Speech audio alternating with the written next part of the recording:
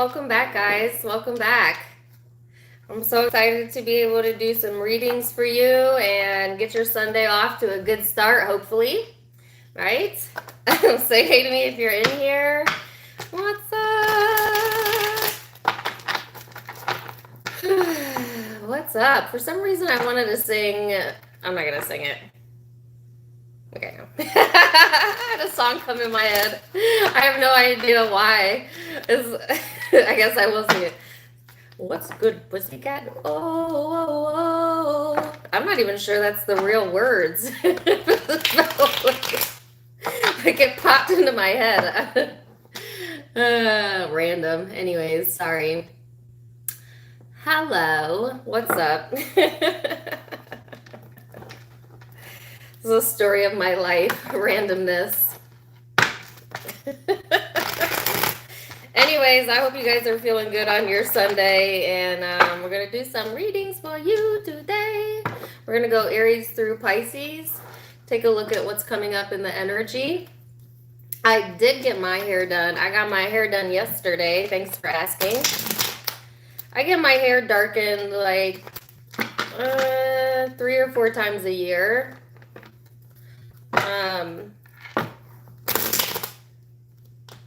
Just because it keeps it healthy, keeps it dark. I like my hair dark. I prefer it dark, but it'll wash out and then it'll go to like more of my natural color, like a brown, a dark brown. And then in 6 months, I'll dye it again. It's just fun to change it up sometimes. But thank you for noticing. Thank you. So I hope you guys are doing good.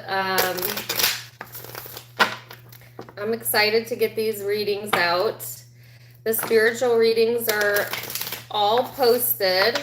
I know that you guys love those. Those don't tend to get as many views as the you versus them readings, but I really like adding a little bit of variety to the page. So I hope you're enjoying them. Of course, the you versus them for October time frame will be out next, probably in a week or so. I think I'm going to take a break and then I'll post those maybe the last week of September. But today we're going to slip into the readings and go ahead and get started and see what's coming up in the energy.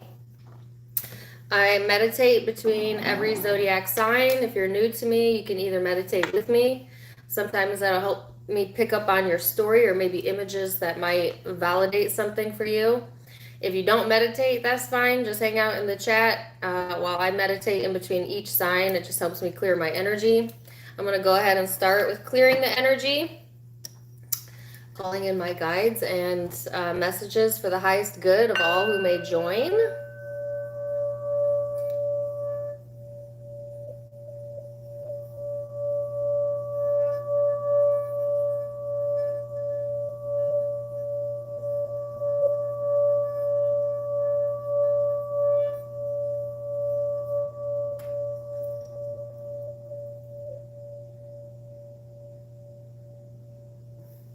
Okay. I'm going to start with Aries. As always, I go Aries through Pisces. That's just how I do it.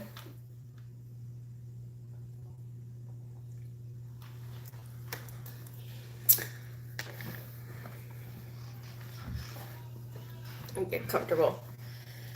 All right. I'm going to meditate on Aries energy. I'll be right back.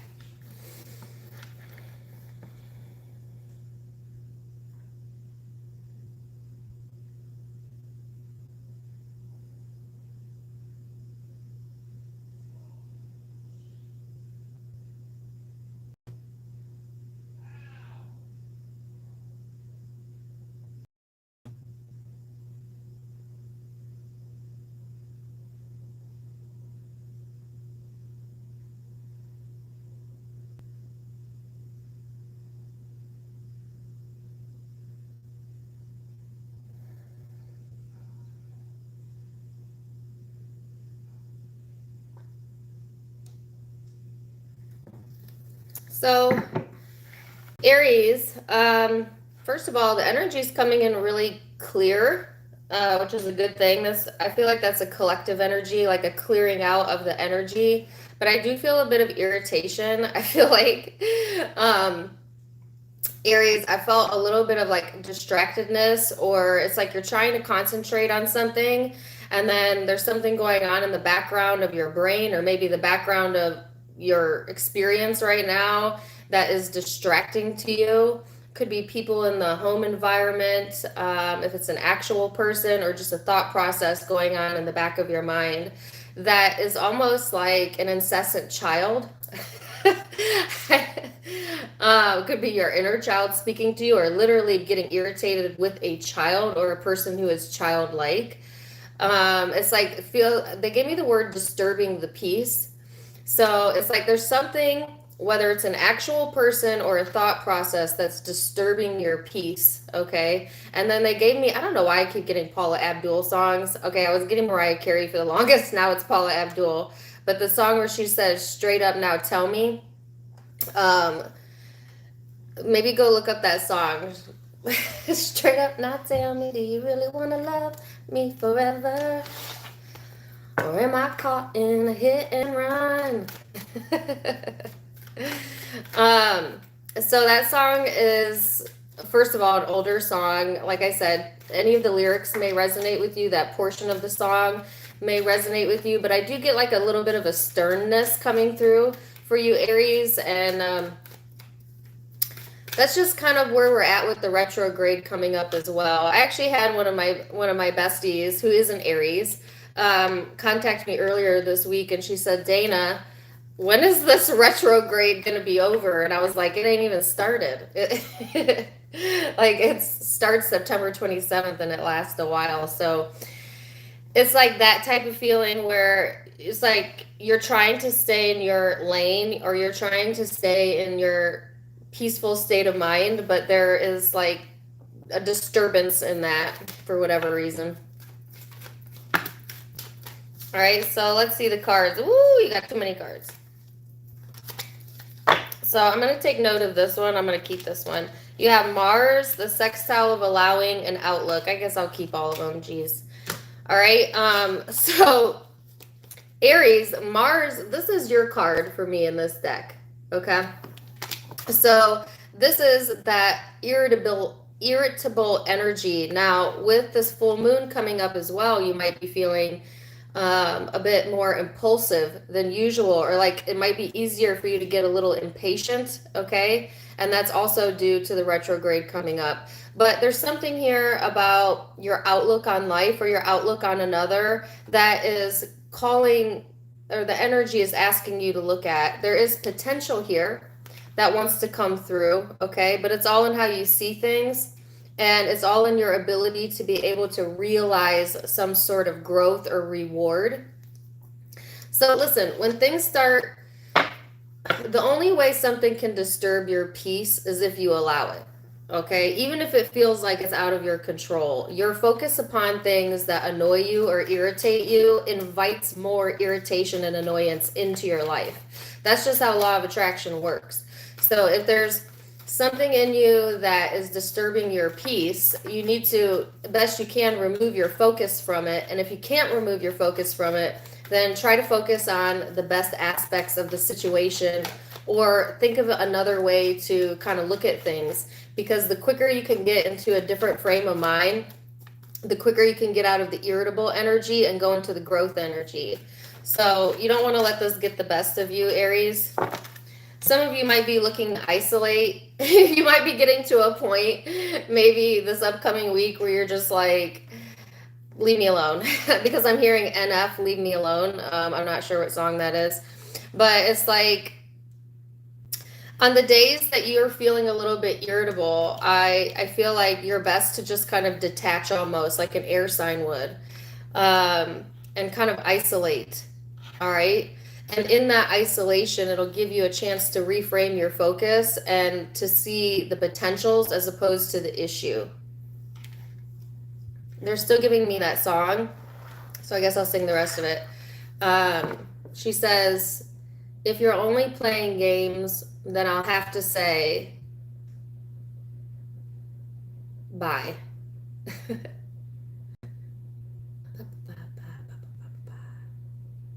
Straight up now, tell me, do you really wanna love me forever? Oh, oh, oh, or am I caught in a hit and run? So, FYI, if someone is trying to play games with you, Aries, you ain't having it. Okay, you're not going to play those games. All right, you might give them a hard stop, a hard no, especially if they're disturbing your peace. You know what I'm saying? Like, you might leave someone out in the cold, or be best to kind of isolate yourself from a situation that maybe you feel like there's a lot of games around, or if someone's not going to be serious and honest with you, I feel like you're going to give them a hard no or a hard stop, or you already have. So, 9 of Wands. Give me one more card. Or 4. Come on. Be here all day. All right. All right, so 9 of Wands, the Hierophant, Page of Pentacles, and 6 of Cups. So this is that guarded energy, defenses up, but it's so you can keep your peace. You know, there's a reason we go into protection mode. There's a reason we create distance sometimes, because sometimes our well-being is more important than entertaining other people or allowing people to impact your energy in such a way that it pulls you down. So I feel like this is actually a good move for you. You know, I don't always encourage people to maybe place distance, but the encouragement seems to be that you'll have a lot more peace of mind if you allow yourself a little bit of isolation here. Because it'll allow you to refocus on the new potentials versus the past. See, some of you, the past wants to come in because we're in a retrograde, and that's what happens. And there is something to be learned from the past, don't get me wrong. But it's like you've grown past it already. So no need to rehash it, Aries. You know what I'm saying? And it could be that there's something that continually comes up in your experience that you can't consistently rehash, and it's probably tied around something you need to learn about yourself and needing to kind of take a step back and realize, what is this saying about me? And how am I contributing to this? And how am I attracting that? And how can I move past that? Well, it's by looking towards the future, towards the growth opportunities, the potential, not letting your temper get the best of you, isolating when you need to.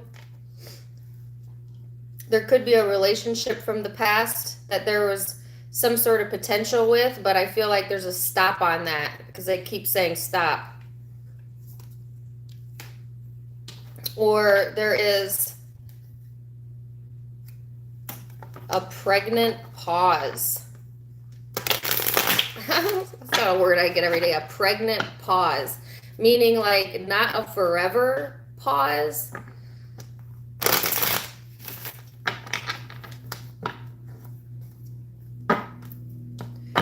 Ooh, I felt nauseous when I said that.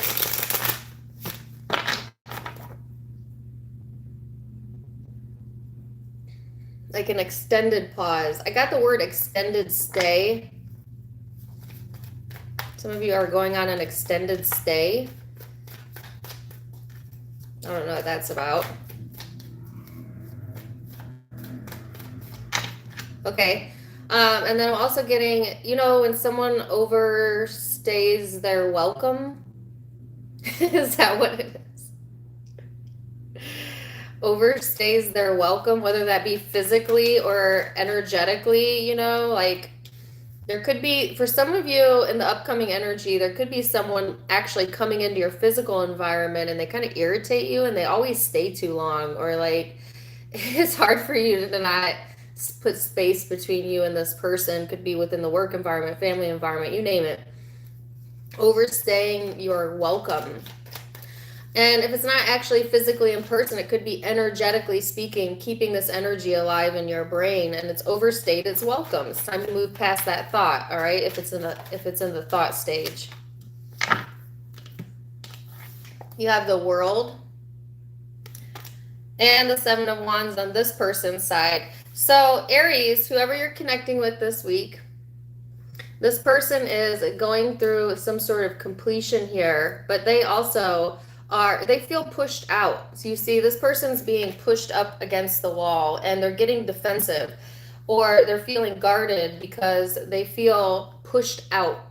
Okay. But yet at the same time, it's like the cycle repeats with this person, or they're wanting to like successfully overcome something in their energy that always has them feeling outcasted, black sheep, that type of feeling where it's like, I'm not welcome. Somebody's not welcome. But if it's this person that's not welcome in your energy, they know it because they feel it. They feel the pushed out. All right, maybe they are welcome, but they still feel like an outcast in general, possibly. They're giving me that song again.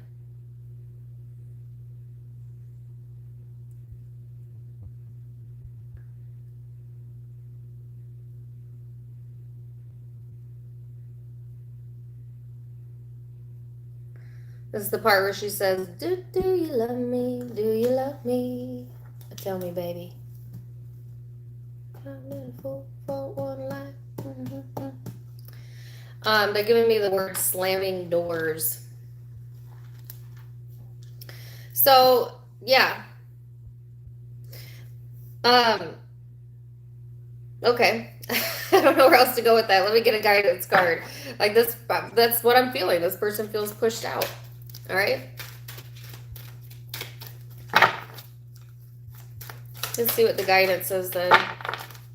So I'm trying not to spend too much time on each sign today, so I'm not here for 4 hours. It says light and give back. So imagine yourself as being composed of energy and light, because in reality, that's precisely what you are. You are a powerful being and people are attracted to your brilliance. This is a time to remember how vibrant you truly are. Give back. Today's the day to cast aside normal routines and make your main purpose to serve. It's about giving back without any thoughts or expectations of getting anything in return. Reach out and touch other people's spirit, as it's highly likely that someone needs it today. So I find this really interesting that this is the guidance, considering what I've picked up so far. And it's almost like the encouragement here, Aries, is to first of all, take the time out that you need to calm your spirit. Then when you get back into this uplifting mood, because you are a natural uplifter just by being born under the sign of Aries, then you can give back if you so choose. All right, but as long as you're in this temperamental energy, this defensiveness, it's best to take a breather first. All right. So you could be dealing with a Taurus, another Aries, and I've got fire and earth. Aries, Leo, Sag, Capricorn, Virgo, Taurus are the primary zodiac signs I'm seeing, but keep in mind it's a general reading, so it could be any zodiac sign.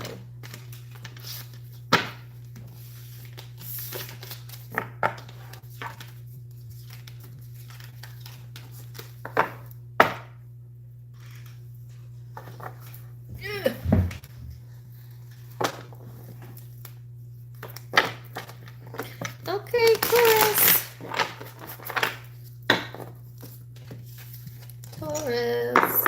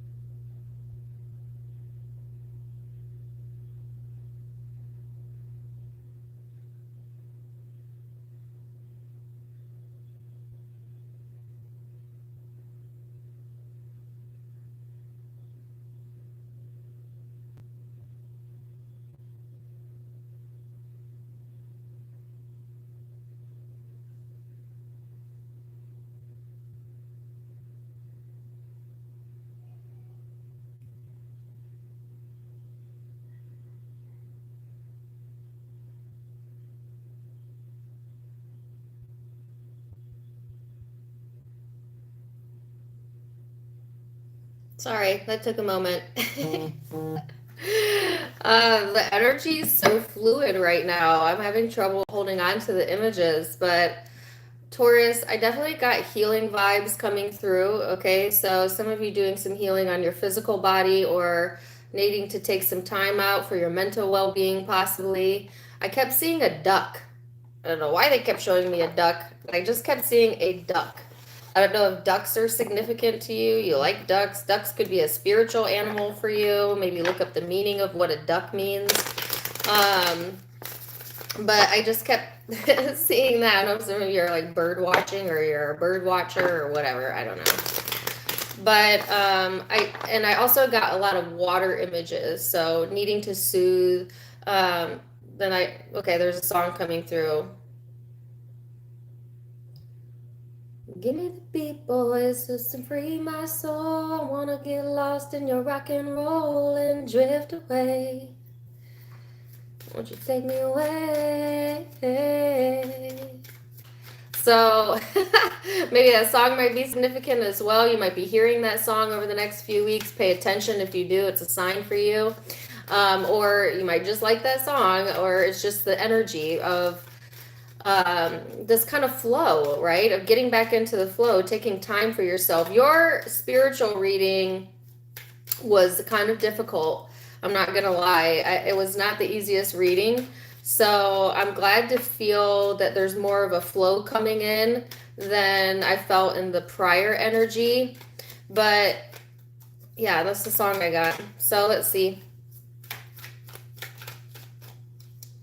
You've got the card of Pisces, could be dealing with the Pisces, and or you could have Pisces in your chart.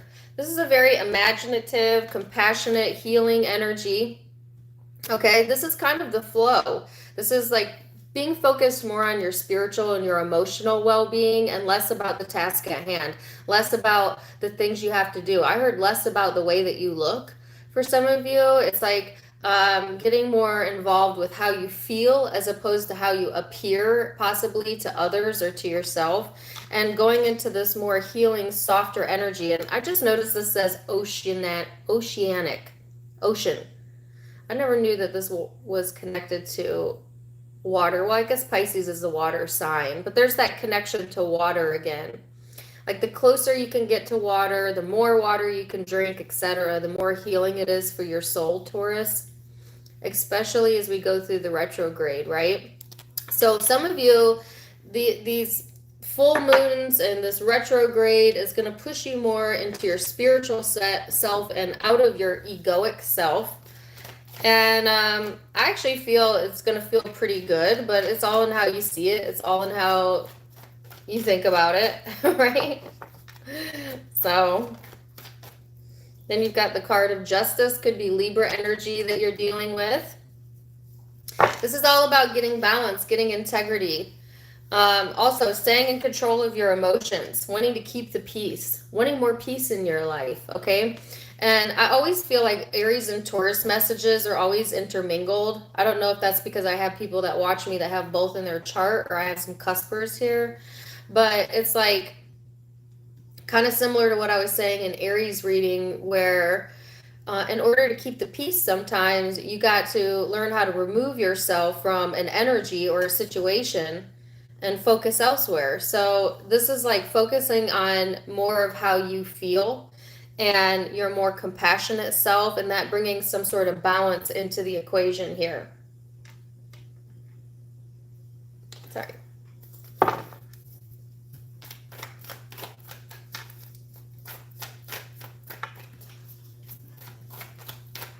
Got Justice out twice. Some of you dealing with the Libra.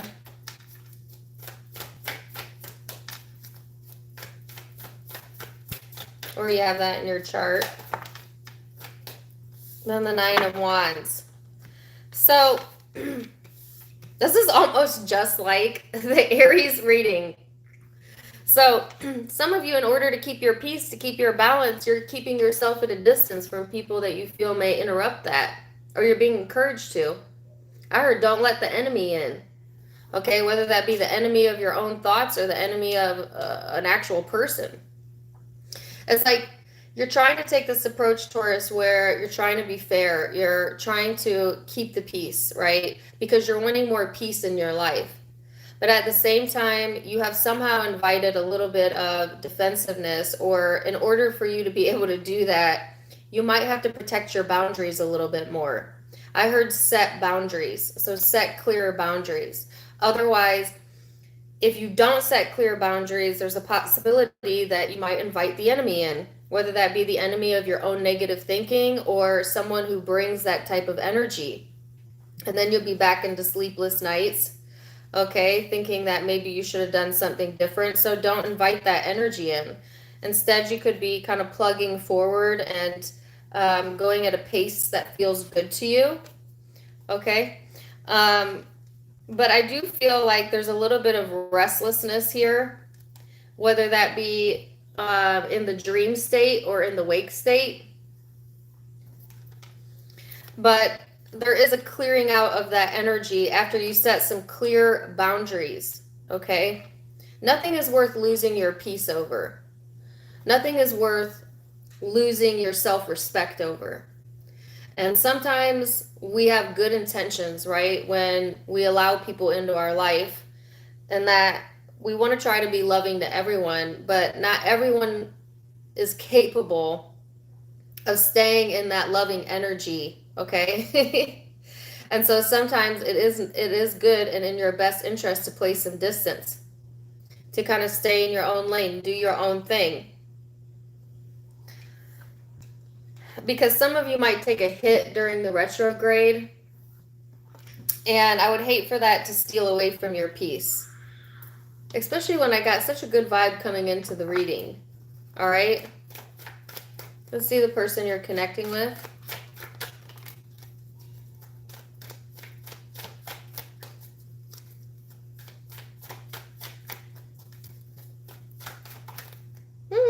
They have the 10 of Wands. Yeah. You know, Taurus, sometimes when we're like in a really peaceful state and we're feeling really good, sometimes people can see that and then they're like, oh, Taurus is doing really good. Let me go unload my problems on them. You know what I'm saying? Like sometimes we have that friend or that family member or that ex, whatever, that like always wants to unload and like, here, you take it. Or they come over, but all they do is maybe vent or bring all of their drama or all of their baggage with them. And some of you are like, nah, stay on your side.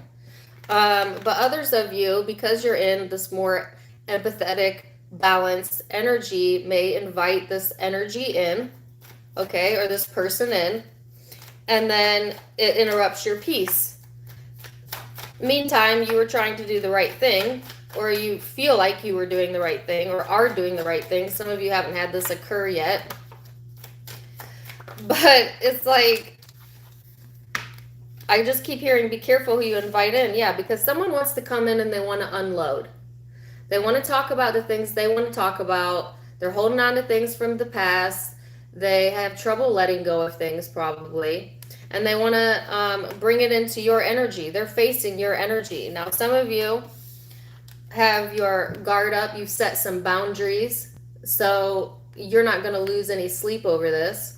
Others of you are going to let those boundaries fall, and then you're going to start absorbing another person's problems, issues, energy.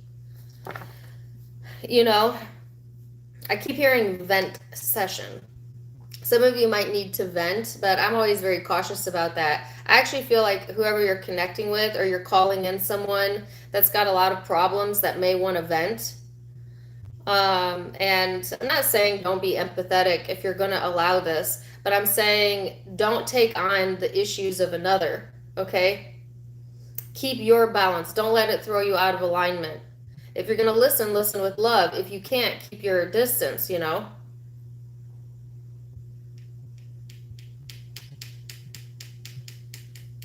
And this could be for some of you in the workplace as well. Someone's got things that they're working on that they want to communicate with you about, but like I don't feel like you're on the same page about it. If this is in the work environment, you might not be wanting to take on the work of another, okay?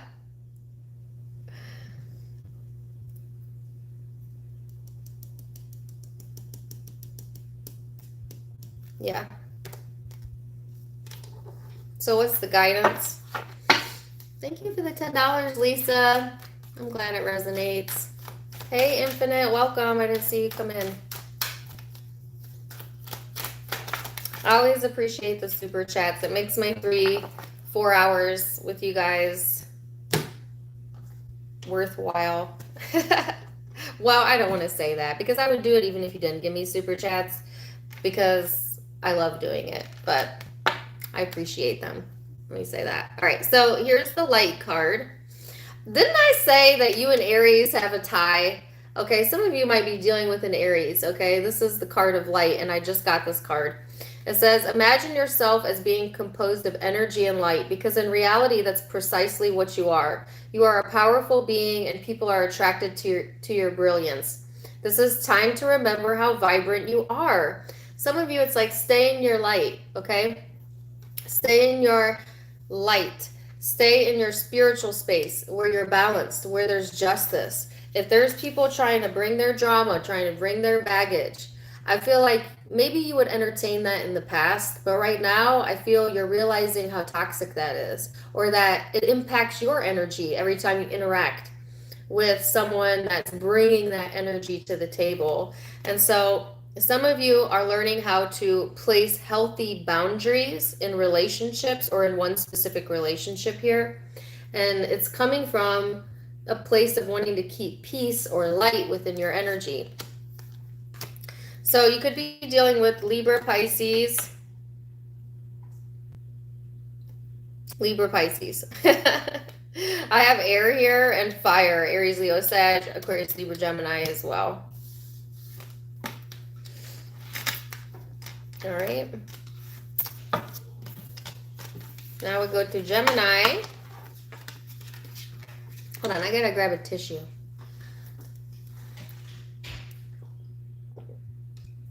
Is it your first time catching me live? Well, welcome.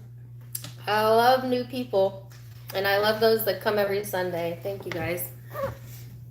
Hold on a second. I got a new dress. Do you guys like it? Let me show it to you in a minute.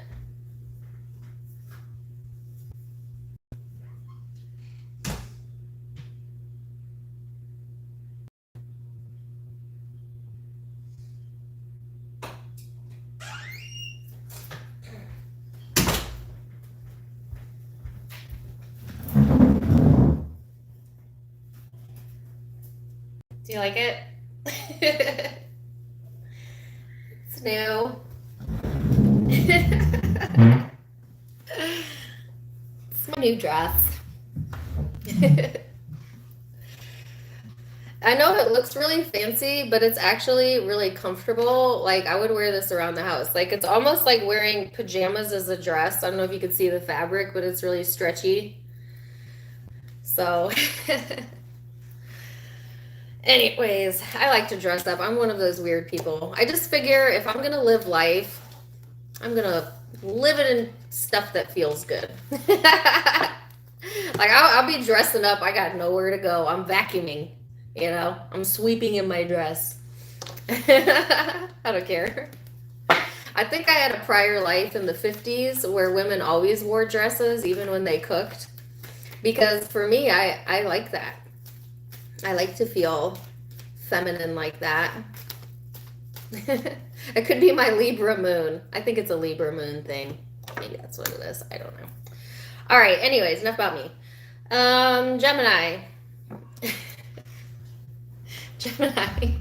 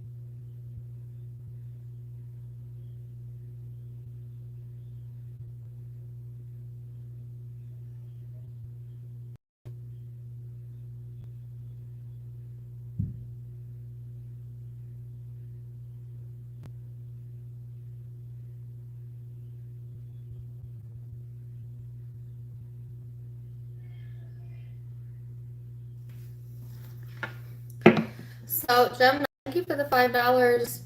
I didn't see your name, Rihanna. I'm sorry, I'm a little blind. Rihanna.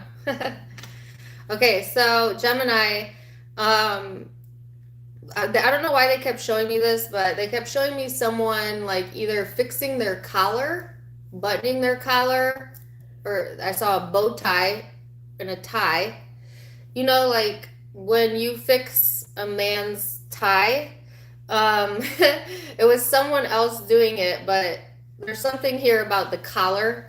I have no idea. Take that or leave that. That's super specific, and I'm not even going to try and figure out what that means, but if it resonates, it resonates. It kind of reminded me of the song by JT, My Suit and Tie. I can't remember what that song is about. But anyways, it kind of made me feel like Gemini's ready to go out on the town, or like buttoning up your look, maybe upgrading your outfits or upgrading your look. Maybe some of you wanting to go on a date night, or there's some rehearsal. Okay. Some of you, it's a rehearsal, dinner, or a special event that's coming up. I'm not really sure. Take it as it resonates. But then right on the heels of that, I got the song Black Hole Sun, which I thought was really interesting because it doesn't seem to be related at all. I can't remember who sings that, but the lyrics were, Black hole sun, won't you come and wash away the rain? Maybe some of y'all need to get out of the house. I don't know. That song could be significant. The lyrics, I'm not really sure what that song is about. Is it Soundgarden? Okay. I've gotten that song before, a long time ago. But let's see what kind of cards we get out as well, Gemini. Is it Chris Cornell? What was his birthday? Curious.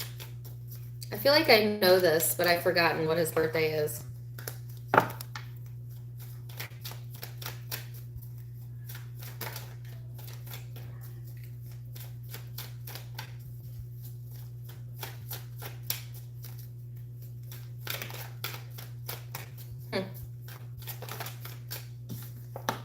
Okay, so, sorry. I kind of went in my head there for a second. You have the card of conjunction, of empowerment. This is talking about joining forces, combining your strengths with another person's strengths, possibly, or getting into the state of empowerment, which makes total sense to me, right? Because whether you're actually going out on the town or not, or dressing up, and here I was just talking about me dressing up, right? Even though I have nowhere to go. Why do I do that? Because it makes me feel good. You know, sometimes just taking good care of ourselves is enough to make us feel good and put us into alignment. And so whether you're actually getting all gussied up or not, it's like empowering yourself through things that make you feel good, through clothes that fit your style, through expressing yourself and in a way that's authentic to you.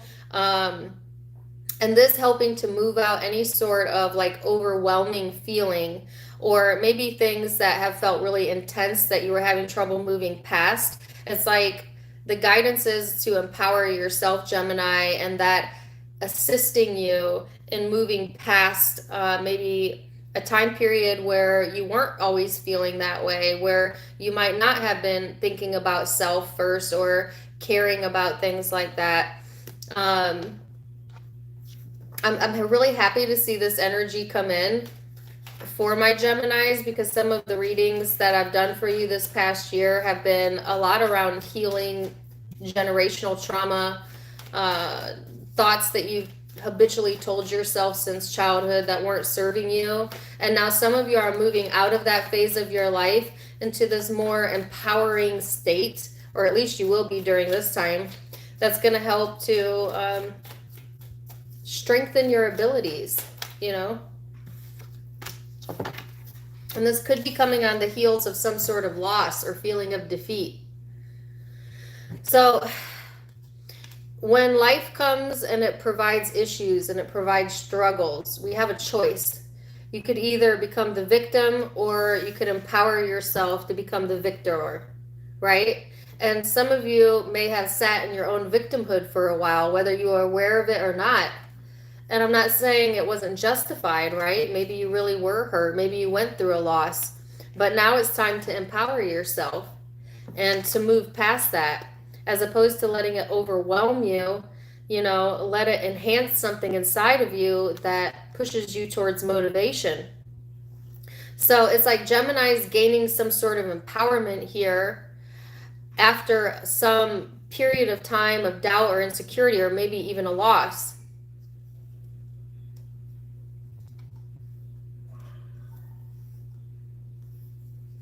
What is the song Black Hole Sun about? Does anybody know?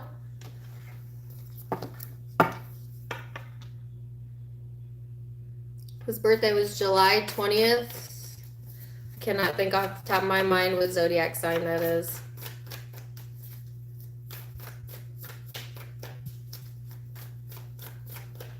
Is that Cancer?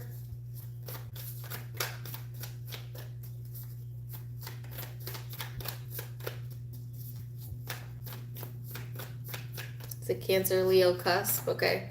Some of you could have Cancer in your chart or be dealing with one.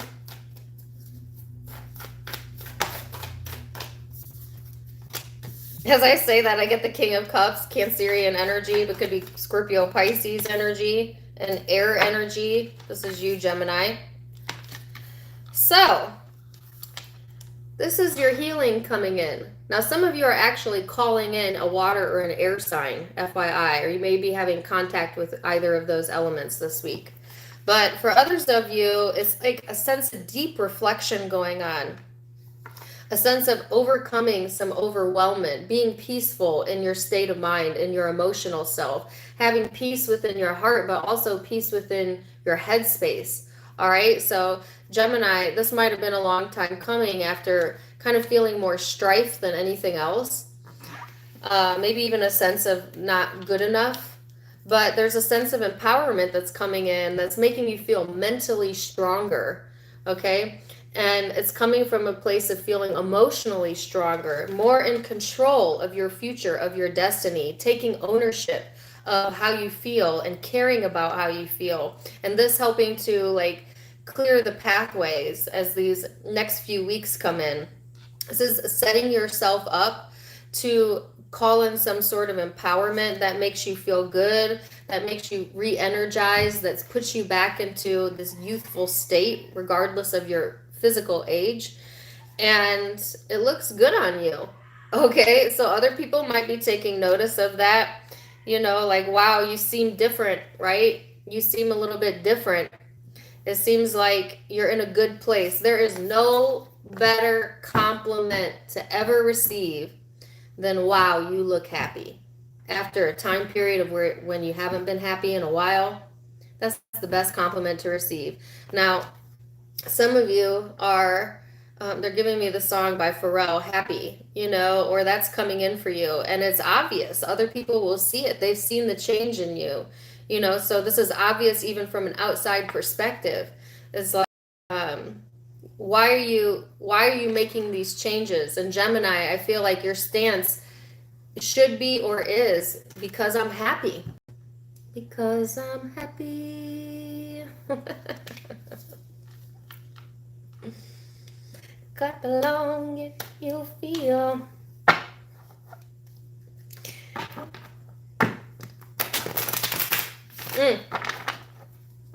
There's really only one reason you should ever make any change in your life, and that's because it makes you happy. That's it. It's that simple.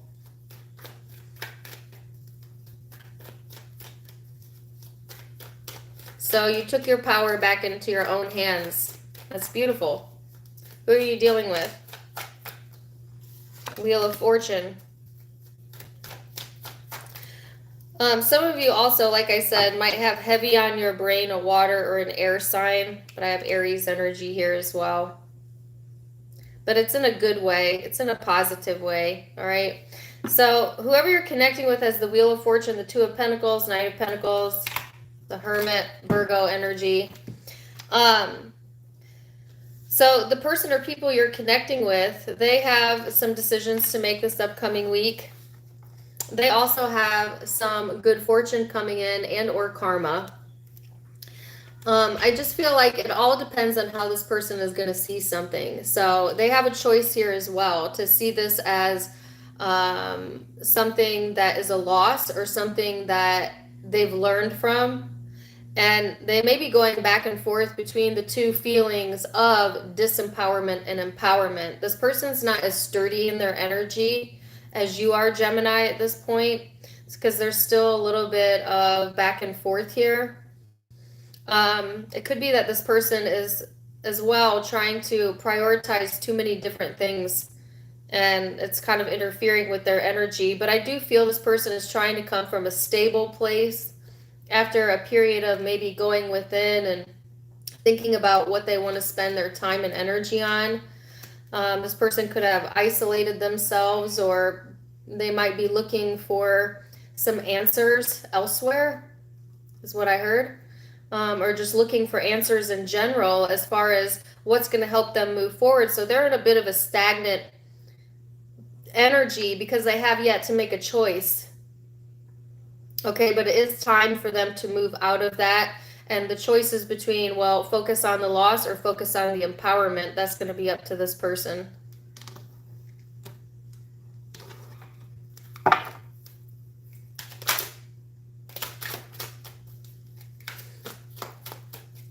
So let's see. What's the guidance?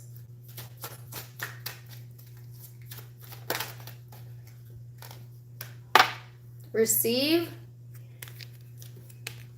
You are kind and a loving soul who constantly reaches out and gives to others, but now it's time for you to learn how to graciously receive. Just as with the ebb and flow of the tides, the art of giving and receiving is natural law and order of the universe.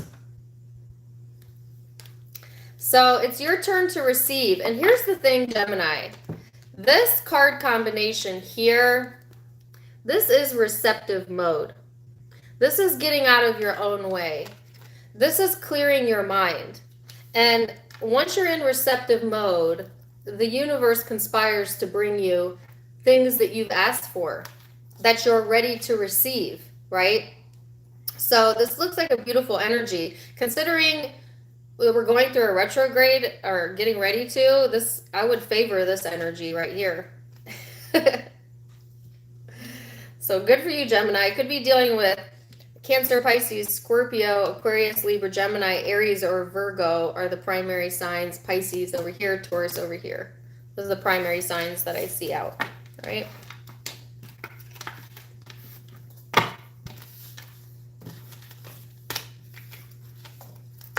Now, let's go to Cancer. I feel like the room is really quiet today. Did I go live too early? Are people not awake yet? Like, what's happening? Why aren't you guys so chatty with me today?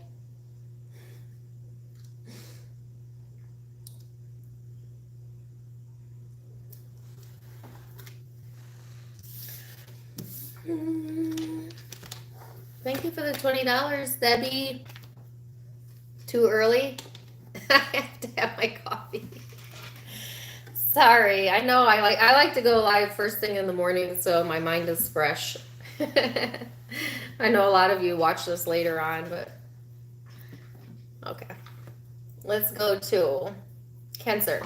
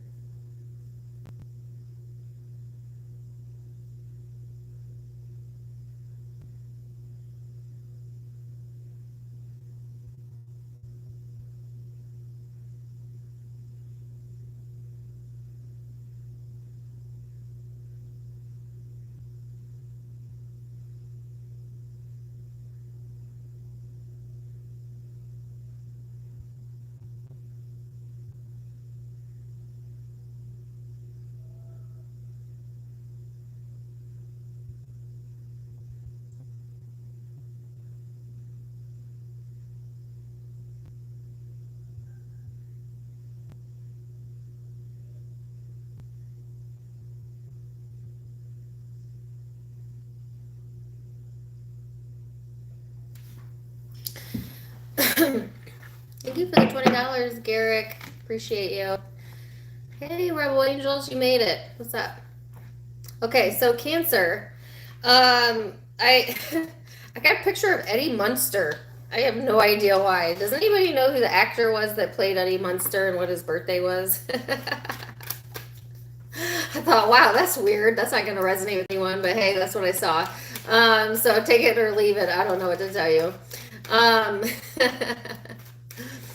But then, interestingly enough, I also saw a bow tie. So some of you connecting with Gemini or Cusper possibly. And if so, go back and check their reading.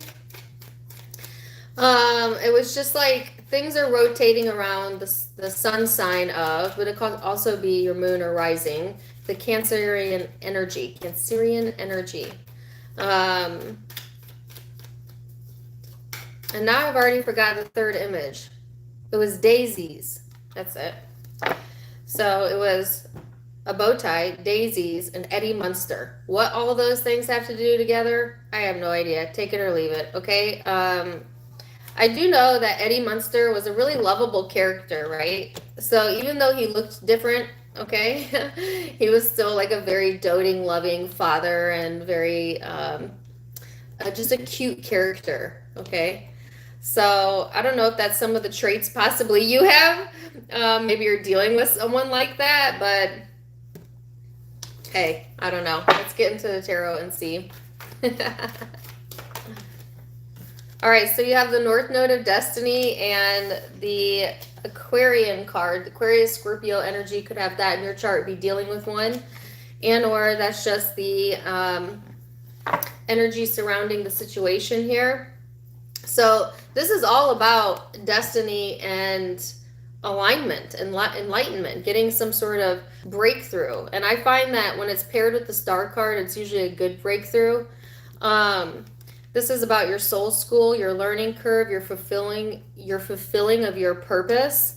And it might just come out of nowhere. Just like maybe thinking that your purpose was a certain job or a certain path, and then coming to this abrupt awareness, maybe during the retrograde Cancer, of like, you know what, actually I think I'm meant to do this, or like your reason for being like crashing in. Sometimes I feel like people feel like they're on this earth to do certain things, when in all actuality, it's more just for the experience, for the growth that comes through the experience of life, not necessarily because there's something you must do. So some of you, it's just coming to that recognition that your purpose is you, the experience of you, the growth of you, the contribution to the collective. But either way, there could also be something that's developing that you don't think is going to go anywhere, but then it occurs to you that this is also part of your path or your destiny, right? Like maybe you have a weird talent or something, or you have a business idea or something in the imaginary state that you like to think about, but you may not feel it's practical. And then there's some sort of tower moment around that possibly, where it's like, actually, I need to think about that more. Or maybe that is something that could become practical in my reality, right? It's a bit of a shifting your focus here, okay? It's not changing your destiny. It's changing what you thought you were here to do. Now, if this is in regards to a relationship, you might really have felt like one particular relationship was on your path, only to come to the abrupt conclusion that the path is changing, you know, or something in the dynamic of the relationship is changing, and you're getting some sort of answers around that, or like validation or something. So sometimes we think we know what's in our future, only for the universe to kind of surprise us. But they gave me the word surprise and delight. It's from Abraham Hicks. It's like, even if it's a surprise, if you just give it time and you see the higher perspective, it will delight you. So it's something that's working in your favor, right? A good change, a good surprise, things like that coming in. So you have the Ten of Wands and the Hangman. We got one more. Three of Pentacles. Ooh, ooh, ooh, ooh. Three of Swords on the bottom of both decks. I just noticed that. Okay. Some of you, this is a dissolution of a relationship that you thought was on your path, but there's a Tower moment here. Things got heavy. You're seeing it from a different perspective, and somehow this creates new cooperation in your life. Or it's like seeing something from a different point of view is helping you to feel more comfortable with the way things are. Okay, if it's not in regards to a relationship, there's just a lot that you're taking on that is not serving you right now. So it's like you may need to take a pause here and think about, do I want to continue with this thinking? Do I want to continue with this job, this relationship that seems more work than maybe I'm ready for or that I'm wanting? And there's some sort of enlightenment coming in that's going to help you make a choice. And it puts you in this state of feeling more comfortable with your choice. See, now some of you have questioned a choice for so long that the universe is going to step in and make your mind up for you. See, that happens too when we try to stall things that are on our path. When we stay stuck for too long, life tends to give us tower moments, things that are out of our control. It's because we've waited and it's time to move in the energy. And some of you, that's what's occurring here as well.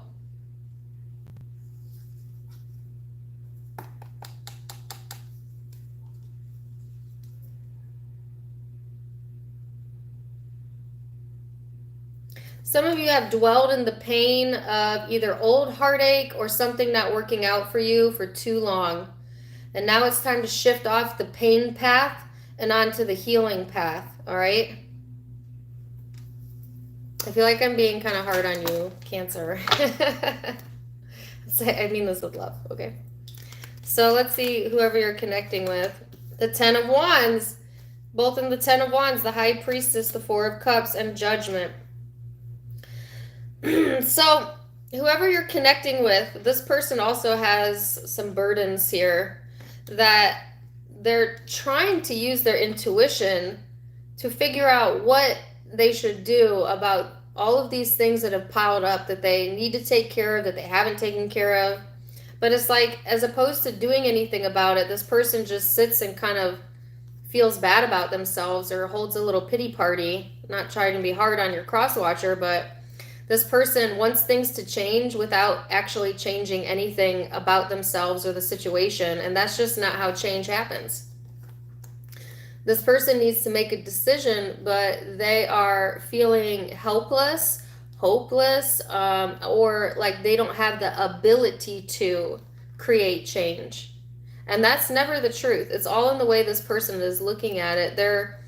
Their intuition is trying to guide them out of that energy. Their guides are trying to speak to them, but they're so in the denseness of the ego that I feel like they can't hear the calling. They can't hear the answers, at least right now. Of course, that's going to shift out because the tower is going to hit this person as well, energetically speaking. And it's going to create a change within them that reinforces that, oh, okay, if I want change, I got to change something in me first. Okay, so it's a sense of like someone in the equation here waiting for another person to change or make some sort of decision when it's not on that person's path to make that change. It's on the individual's path to make that change internally, right?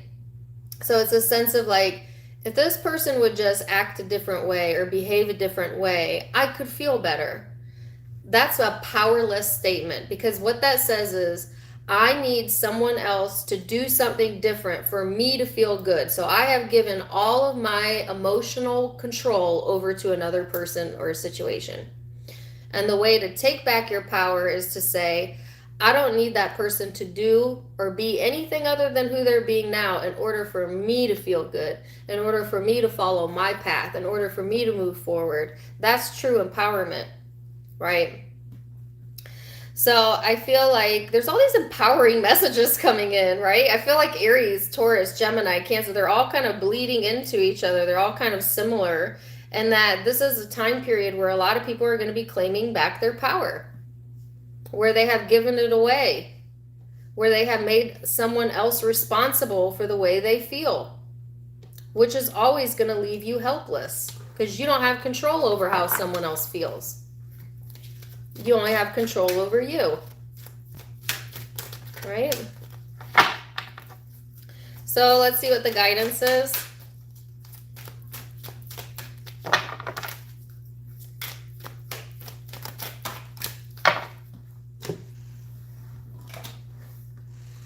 Love. Love is the foundation of your existence, and you're just as worthy of receiving as you are of giving love and compassion. While love can be a beautiful emotion, it is equally a form of energy that propels you through life. This is a time period, Cancer, to allow yourself to receive love. Cancer energy, because you're a water sign and you're very sensitive, sometimes you overgive in situations where it's time for you to receive. You know what I'm saying? And I feel like the time is now for you to receive that love back from yourself. Because again, if you're waiting on someone else to provide you that love, you just disempowered yourself. But if you can find it in yourself to love yourself regardless of what the other person is doing, you'll find that other people easily love you, you know? It's just how it works. So it could be dealing with the Scorpio, Aquarius. Those are the only major arcana I'm seeing. Libra. But I've got fire out and earth as well. So take what resonates, leave what doesn't.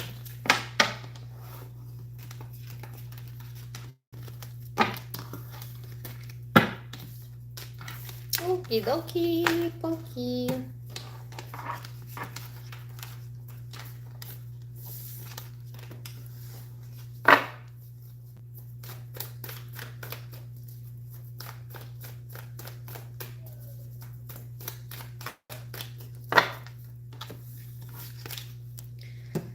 I feel so sweaty right now. All right, Leo.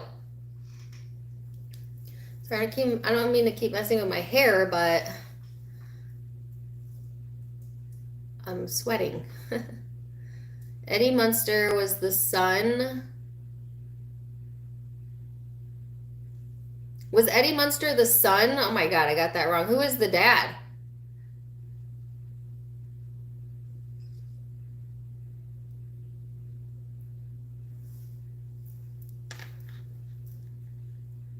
Herman Munster. Okay. I'm glad I read that clarification. So I want to clarify, even though I called him Eddie, I clearly saw the face of Herman Munster. I did not see the child. The reference was towards the father figure. Some of you, this has to deal with your father figure. Maybe your father figure is like that. So I'm not going to take back anything that I said. I just got the name wrong. So it was Herman Munster. But thank you for correcting me. Thank you for correcting me. Whew. So maybe go back and listen to the reading again then, Cancer, now that we know that. There's something about the father figure.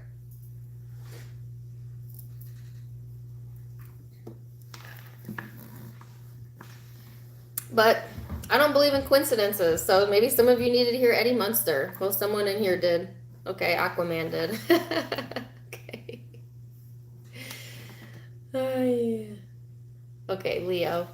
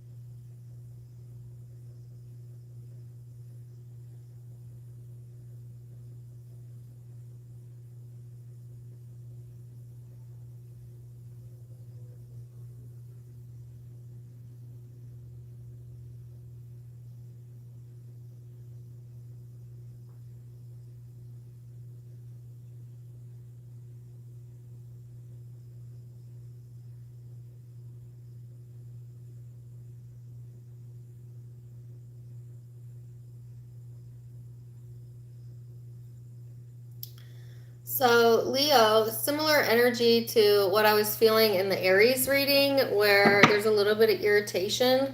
There might be some distractions going on. They showed me someone sitting like this, like hunched over. So, I'm not sure what that's about. Take it or leave it. It's just like kind of wanting to drown something out, to kind of ball up in a shell, like put something out of your mind, like ignore. Who did I get the head in the sand message for? It was Capricorn. I saw an ostrich last time I did the live, I think. And so some of you are connecting with the Capricorn, but it's like, yeah, kind of wanting to put your head in the sand. Now, some of you, it's just feeling emotional. I have a song, I get so emotional, baby, every time I think of you. I think that's Whitney Houston. But I also got, on the heels of that song, The Eye of the Tiger. Like I was hearing. And then the song started playing. So those are the images that I got for you, Leo. Take them or leave them as validation that this reading is for you.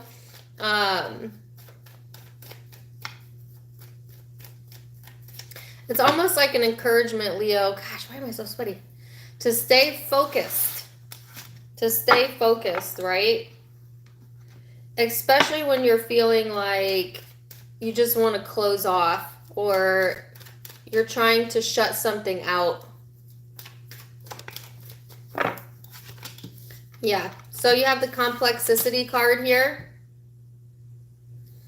This is talking about irritations, puzzles, complications, contraindications, like I was feeling in the Aries reading. Some of you, if you have Aries in your chart, check it out. But it's kind of this irritating, puzzling type of energy that kind of just makes you want to be like, ugh, I just don't want to think about it at all, you know? Like maybe something that initially made you curious is now like all consuming your mind and you're just wanting to shut it off. Or some of you went down the rabbit hole with your thoughts and now you've overcomplicated or you've overthought something, Leo. It's like making things more difficult than they need to be. All right, but you're meant to transform out of this energy. You're meant to learn something from this energy. This is total retrograde vibes to me. Total retrograde vibes. So, oh my gosh, didn't I say Aries energy? Then I got the Emperor out, which is Aries energy. But even if you don't have Aries in your chart, this is talking about having the wisdom to not go backwards in whatever it is that you're doing. So some of you, it's like things getting complicated and then you starting to feel like, okay, am I going backwards in this? I felt like I was understanding something, or I felt like I was over this, and then this retrograde coming in, making you feel like you're backtracking a little bit.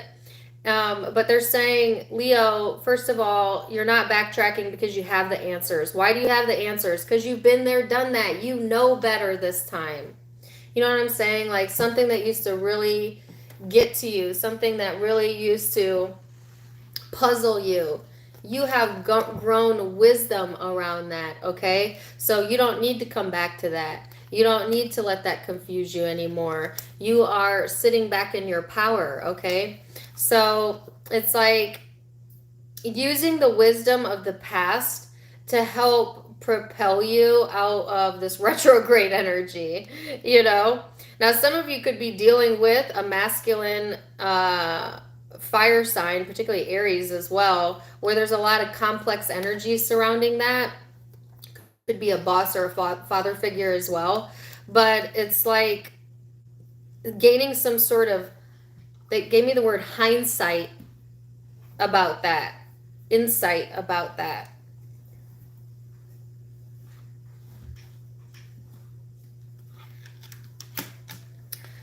So let's see.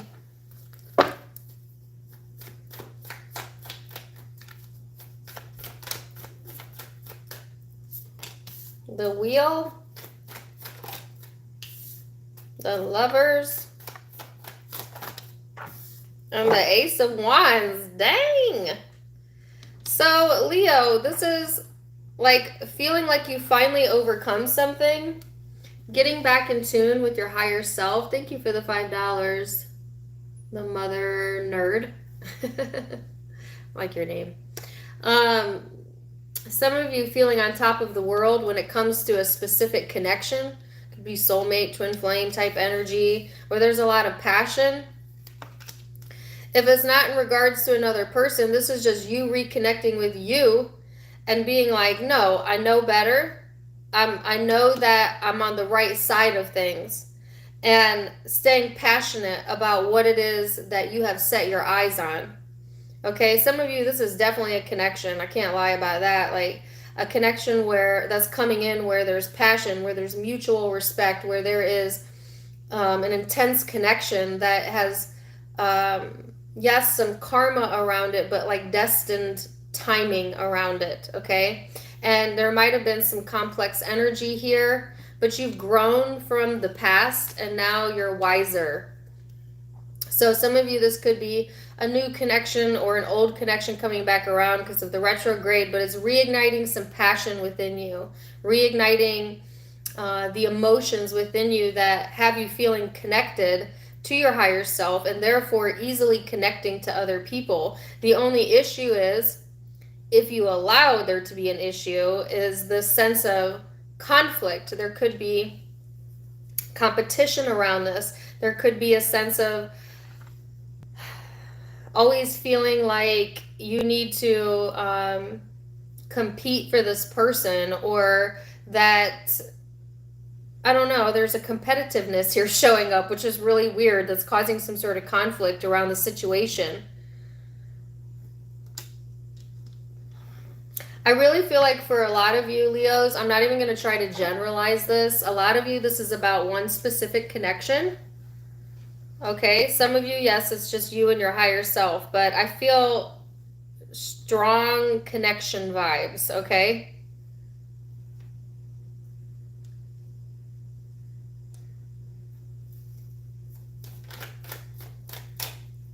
So let's see, person you're connecting with, 8 of Cups,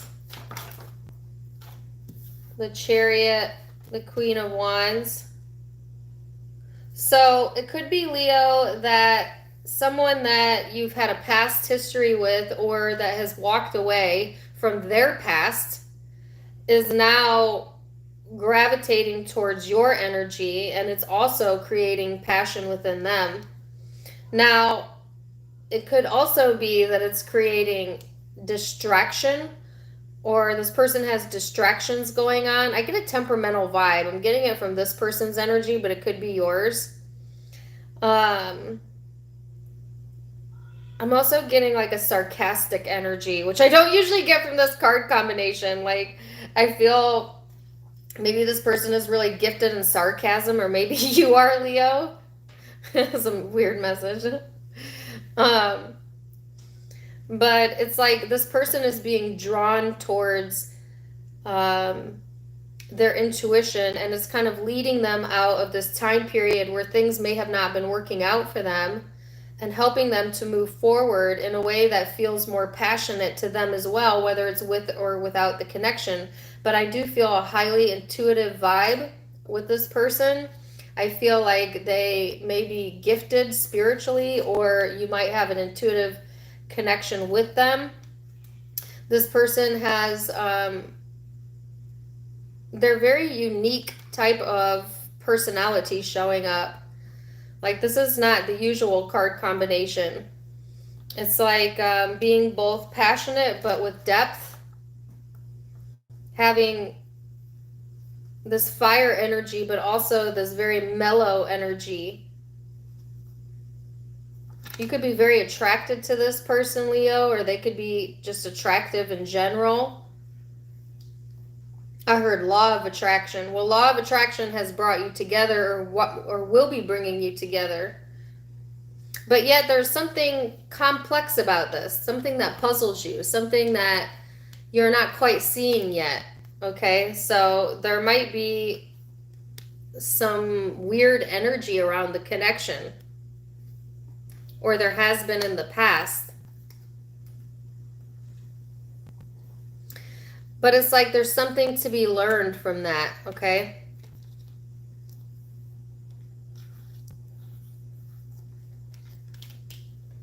So let me see what the guidance is here.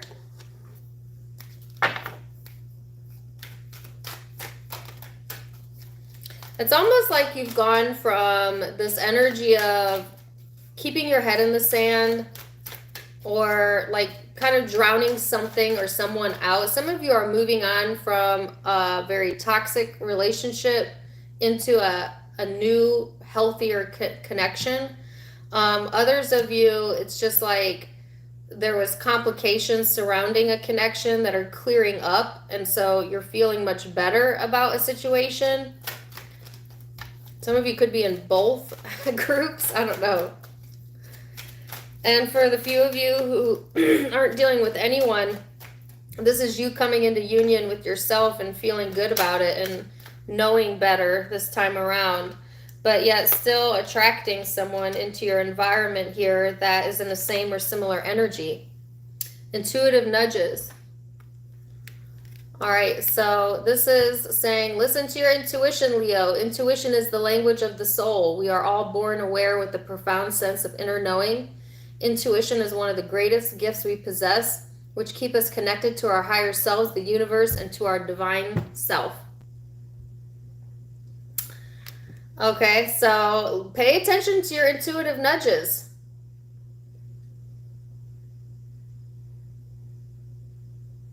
Some of you are having a third eye awakening. I've got someone here, so my dogs are going to go crazy for a moment. Don't mind them. All right, so zodiac signs you might be dealing with. I have Gemini, Cancer, Pisces, Aries, Leo, Sag energy. Those are the primary zodiac signs I'm seeing. Taurus over here.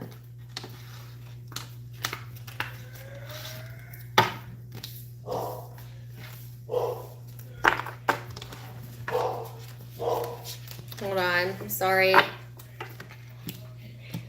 It's about to get crazy in here. So I'm going to use this as the break then before we go to Virgo. Herman Munster, aka Fred Gwynn, was a Cancer. Of course he was. Didn't I get him in the Cancer reading? That's so crazy. Father in the Munsters, as well as his later roles, films. Thank you. I always love learning new things. They said just skip Virgo. I would never skip Virgo. That's mean. Thank you for the 4949L. I appreciate you.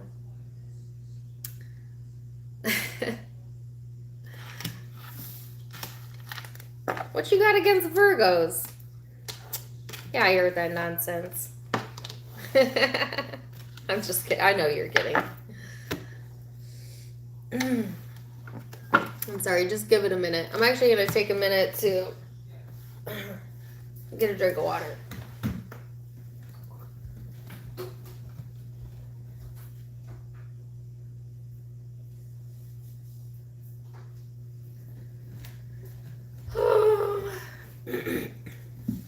Refill my water.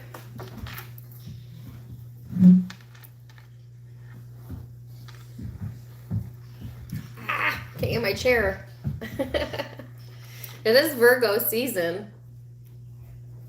Yes, it is. Actually, Virgo, you had a really nice spiritual reading. I think I posted that earlier this week. It's pretty good.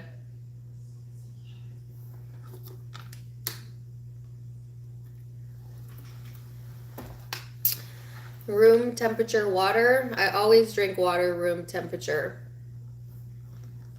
I used to always drink water with ice in it, but because I drink quite literally 6 to 8 glasses, if not more, a day, it just goes down a lot faster when it's warm. Not warm, but like room temperature.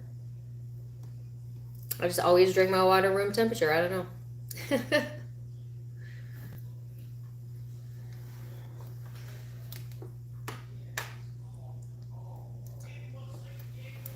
Hold on a second.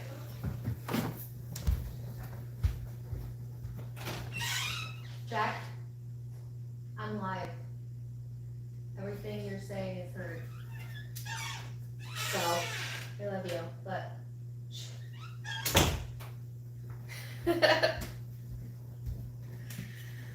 Sorry.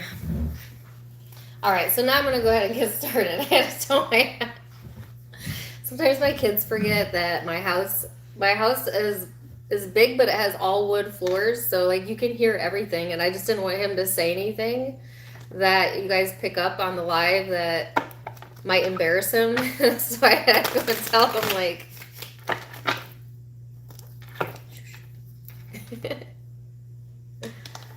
all right, we're gonna go to Virgo now that it's quieter.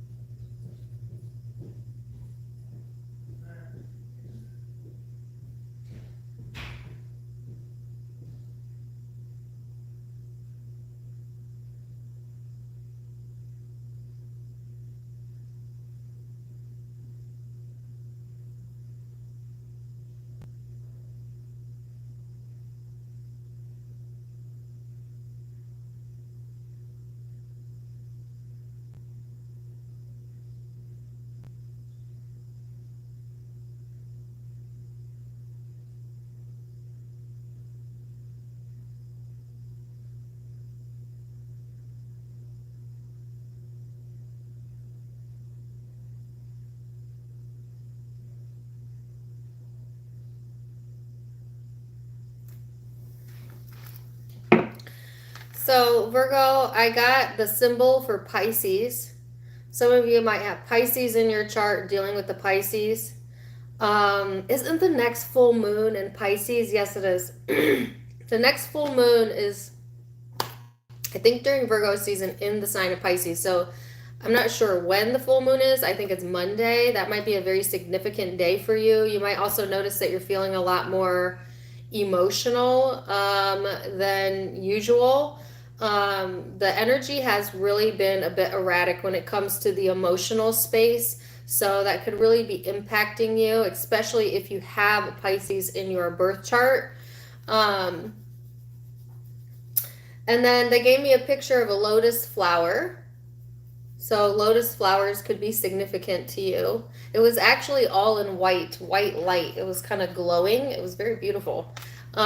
So to me, when I meditate and I try to stay calm, or I'm trying to isolate myself, I'll sometimes envision myself inside of a lotus flower, like as protection. I don't know if I have any intuitive channelers watching me or readers, but it's a protective meditation. You might want to try that out, where you envision yourself kind of being embodied in like this white light energy, especially during the full moon. This would be a good full moon ritual, possibly, as I feel like your emotions might be running rampant lately, or getting closer to Monday, maybe even today, starting to feel that as well.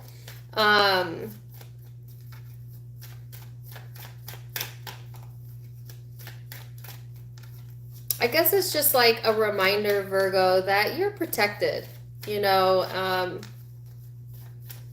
So whatever this is that you have coming in, there's some sort of protection around you. Okay? So let's see the vibes. Oh my God, I knew I was going to get the moon. I was just talking about a full moon. I get the moon. Pisces energy. Scorpio energy for some of you. Could be dealing with either or, have either or in your chart. So, wow, no wonder I saw the need to protect your energy. I would highly encourage you not to get superstitious or anything, but I would encourage you to do some sort of ritual before the new moon that protects your energy fields, okay? Because I feel like this might be a doozy. Now, of course, all of the energy coming in is meant to transform you, is meant to bring about some sort of change, especially when it comes to the way that you've been feeling about yourself, particularly the way you've been feeling about yourself, as this is a very self-soothing type of energy. This also talks about conditioning and habits that you've developed that have come from the parental structure, particularly your mother. There's a message here about the mother and some sort of conditioning that has come through the generations of the mother.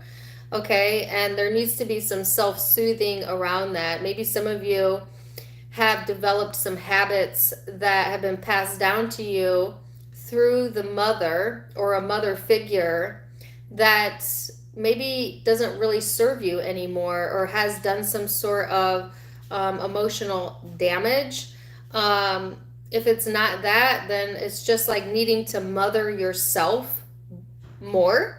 Like sometimes when I get really into my emotions, I'm going to give you an example, and I start to go into my shadow. I notice that I beat up on myself. I start telling myself terrible things like I'm a bad person, or I eat too much, or I do too much of this. I should do better at that. Like I start scolding myself, and it feels awful. It's awful.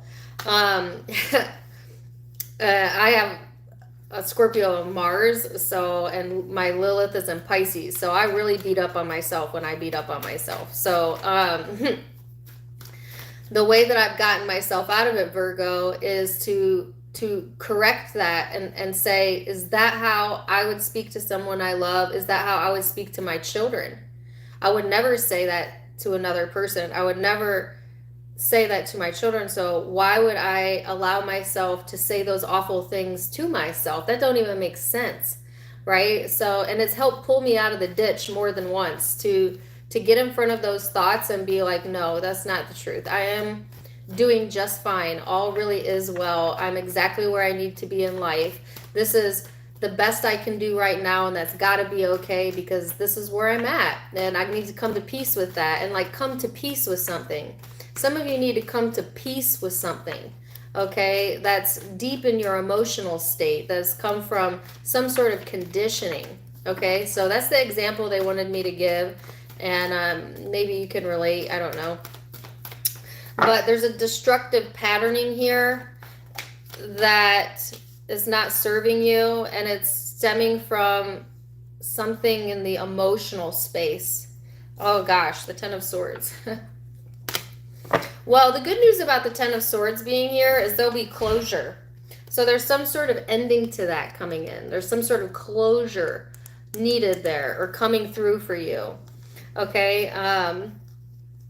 This is heavy shadow work. I'm not even going to lie to you. So I was getting really good vibes in the Virgo reading I did last week, but I think as we get closer to this moon and we go to Libra season, we go to the retrograde, you might be going into the retrograde type of energy where you're doing a bit of shadow work. Nothing to be afraid of, right? Everything serves a purpose, but there's some closure here that needs to happen on an emotional level that has yet to happen.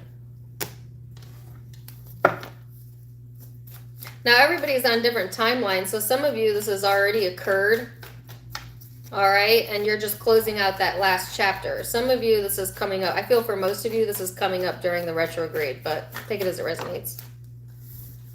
King of Pentacles.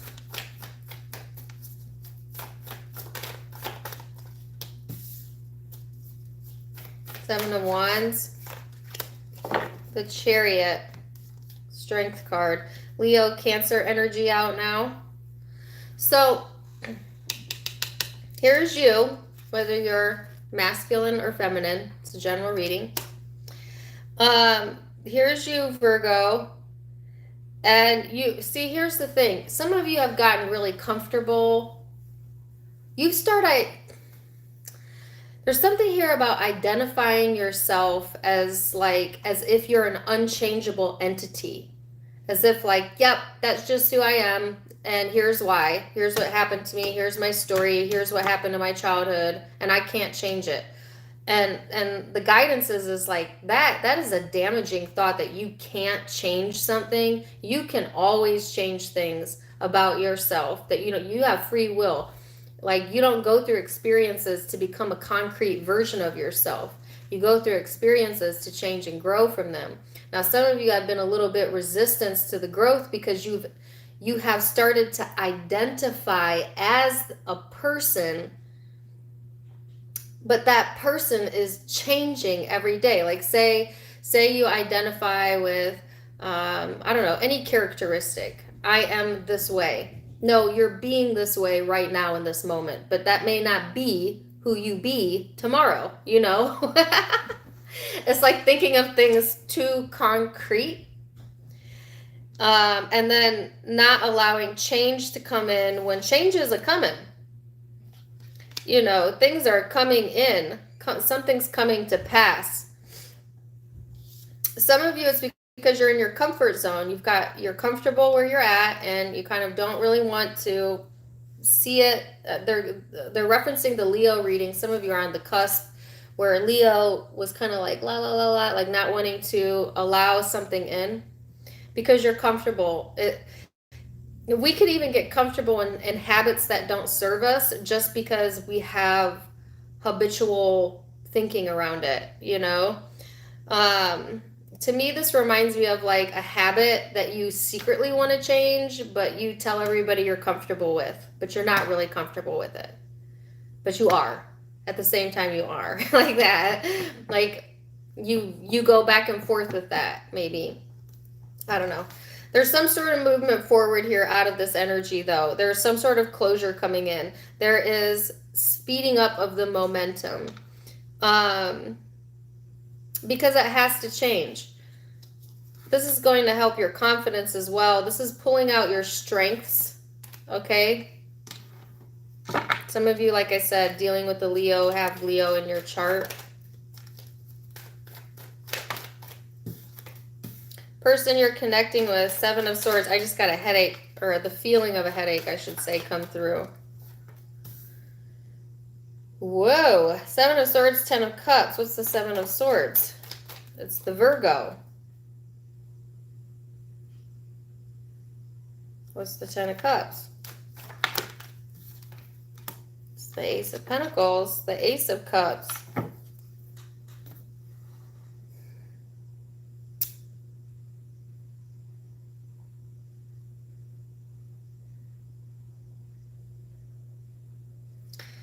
So there's two different ways I can read this. I don't mean to pause, but that kind of took me off guard.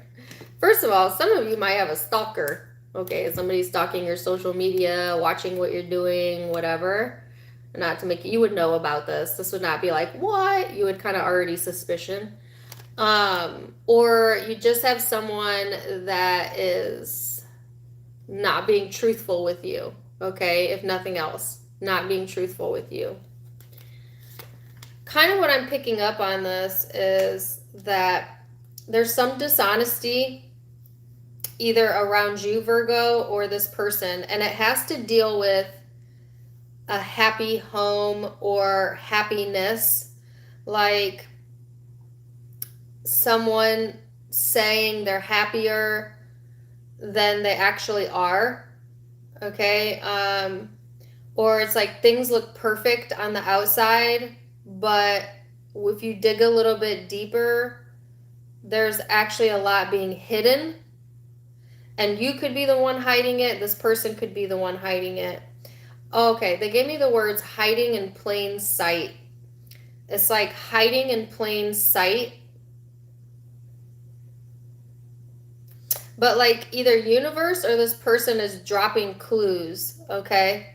Or like there is a red flaggy type of vibe here. And yet there's love, yet there's commitment involved. This to me is family.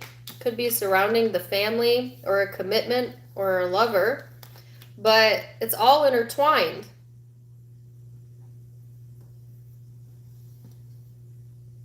They're giving me a song. What you won't do for love. You tried everything, but you don't get love. Some of you have tried everything and you think you're going to get love out of it, but you keep getting the opposite of. Or maybe that's how this person feels. It's stemming from a place of not truly being honest with oneself. And for some of you, it could be that this person has a lot of good going on and a lot of good love and good things coming to them, but yet they still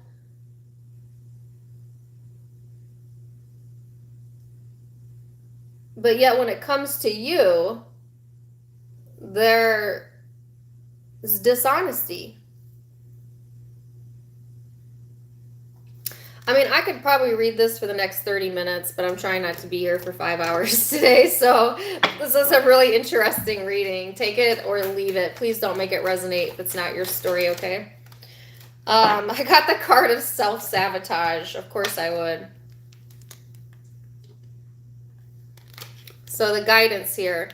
When you learn to get out of your own way, there will be no stopping you. Most of the time, it's not others who prevent you from achieving your goals. It's that inner voice that derails your carefully woven plans. Careful of self-sabotage. And that's kind of what I was feeling. Wow. Really interesting reading. That took a turn. Okay, take it or leave it. Zodiac signs you might be dealing with: Scorpio, Pisces, Cancer, Virgo. Could be Capricorn, Taurus, Leo.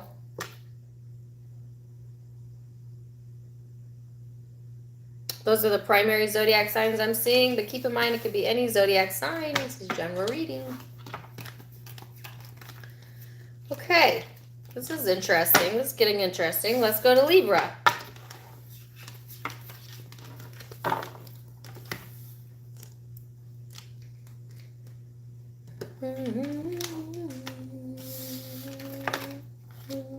Now that song's gonna be stuck in my head.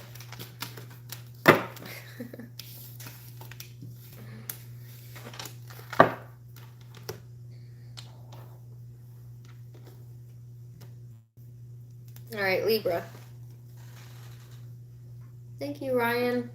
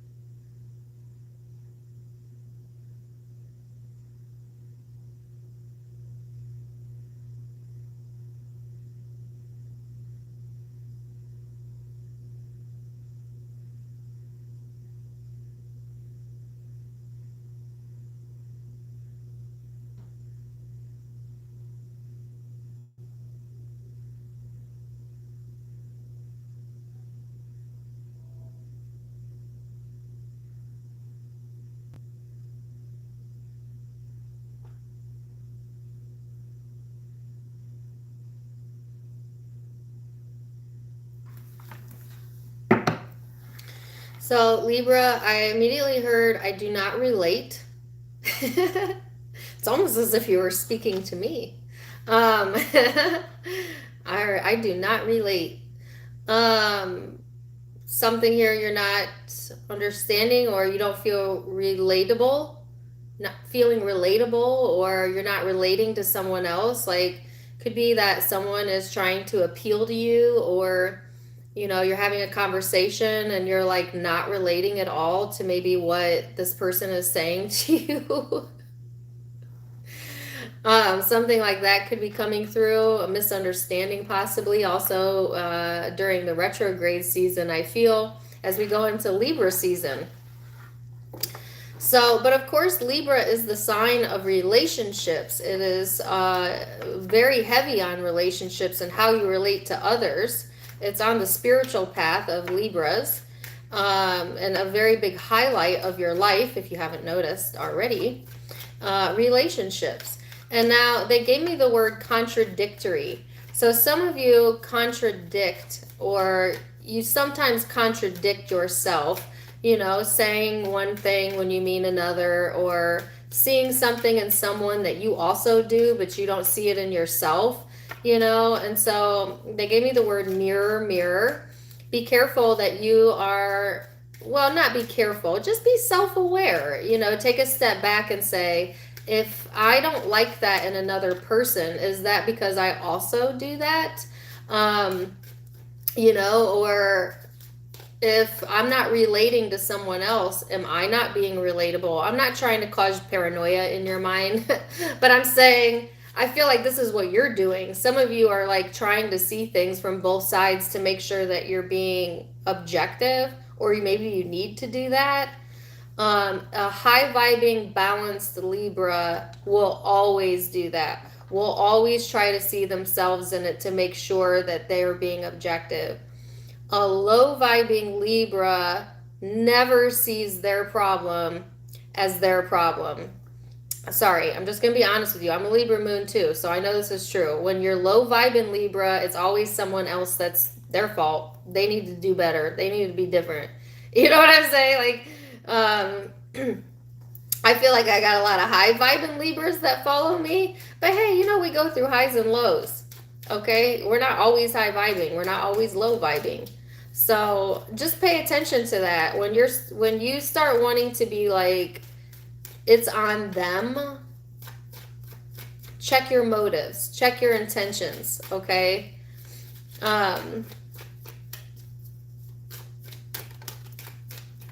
So I'm going to give a specific example, as I was dealing with a Libra a few weeks ago, and so it's popping up in my mind, so I'll give you an example. I have one friend. I'm going to try and keep this general, so I'm going to take some of the specifics out of the story. I'm going to call them friends. Okay, I have one person in my life that is a Libra, that's a bit high-strung, maybe quick to see the wrong in other people, even though this person's a really good person. But I could tell they're completely unaware of the fact that often when they come and vent to me about what they don't like in another, those are also characteristics that this Libra has and exhibits. For example, this person came to me and said, so-and-so is so quick to communicate, I can't understand what they're saying, and it irritates me. Now, I know that that's true. That is true about the person she was complaining about. But also, the Libra also consistently talks too fast and often miscommunicates things. So you see what I'm saying? Like, the Libra was pointing out in someone else something they didn't like, not realizing they are also like that. Okay, but then after we talked, the Libra came to the conclusion of, whoa, okay, that's actually something that I do. And then they softened their energy and their judgment towards the other person because they could see it in themselves. You know what I'm saying? That's called self-awareness. That's what's called really doing the work of not making it about another person, but seeing it inside of yourself. As why are you so keen to point that out in another? Oftentimes what we don't like in other people are traits we don't like about ourselves. So when you point out other people's faults, you've got what? 4 pointing back at you? Like that, you know? I feel like I can be harsh on you, Libra, because I'm a Libra moon. But I'm saying this with love. So even though these cards came out, I am not feeling these cards at all. Well, but I'll take note of them. Page of Wands, Knight of Pentacles, the Emperor. Some of you need to trust that the ideas that you have are valid. but also still remain flexible to the ideas of others. All right. The Tower. All right, so here we go. Libra, you've got Leo energy here and the Tower. Some of you could be dealing with Leo, Scorpio, or have that in your chart. So on one hand, there's this very playful, extroverted, warm energy coming in. And then there is this disruptive, erratic type of vibe coming in as well. So there is a contradiction in the energy coming through. Two polar opposites. Now you could be dealing with someone that feels like a polar opposite to you. But if you've attracted them into your life, there must be some similarities there, or you wouldn't have attracted them into your life. So they're asking you to look at it from a different standpoint.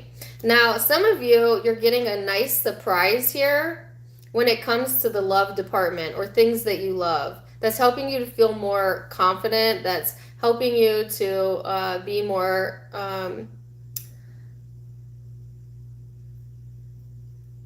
they give me the word proud. Okay, proud. A sense of pride coming through. Some of you, it's like finding a sense of pride in yourself as well. You know, and just getting to this place, Libra, where you're not always second guessing yourself. Some of you, you do too much self-reflection, where then you always make yourself the bad person, or you always feel like the bad person.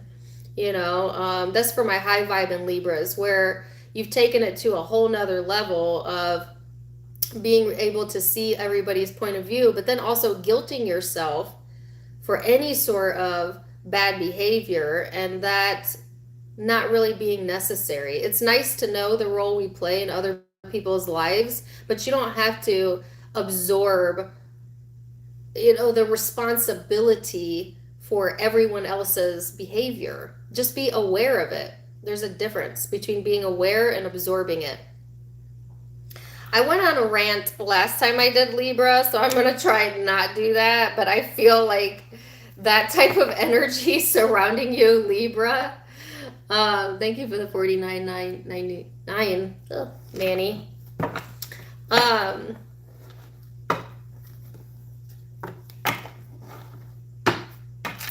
There's just so many different ways I can see this, you know. So let's see what else we get out. King of Cups. Eight of Swords. All of a sudden, I smell baby powder.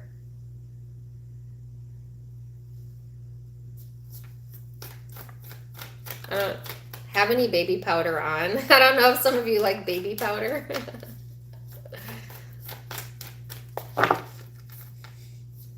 It's like a really floral smell possibly coming through. I don't know. Anyways, King of Cups, Eight of Swords, Eight of Pentacles, the Hierophant. They're still giving me the song, What You Won't Do for Love. Some of you connecting with Virgo, go check out Virgo's reading if you are. So this is like trying to maintain your peace of mind, but then at the same breath, you're overthinking things, okay? So it's like the more you try to not think about something, the more you think about something. This kind of reminds me of the Scorpio reading as well. It's like trying to push a thought away and then you call it into you more. That type of vibe here. Some of you, it's like, again, this is only having an awareness of one side of things, or not being able to see possibly the answers. I feel, Libra, the encouragement is just to continue to work on yourself. Refocus your energy to things that make you feel, they give me the word dutiful, or like, I feel like if you do things that you can check off a list, it gives you a sense of accomplishment that helps to kind of reground your energy. Like, you know, when you're being productive, it's like The more productive you can be over these next few weeks, the higher your vibration rises. And it kind of pulling you out of this funky in your head energy. Did I say that right? What did they mean by that? You know how you could do Libra, where you weigh out things too much, that it starts to interfere with your mental well-being. Some of you need to come to peace with something in your emotional life, and it's something you fear. It's like a fear of loss of control or the worst coming in, when really what's happening is, yes, there is the tower coming in, but it's the best. You know, like it's for your best. It's for your highest good. Nothing to fear here. Okay, so don't let it get into your head, Libra. There is judgment coming in, or something that's being released from you.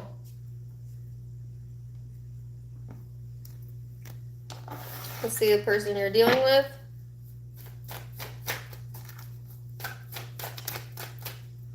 Ten of Cups. Four of Wands. Nice.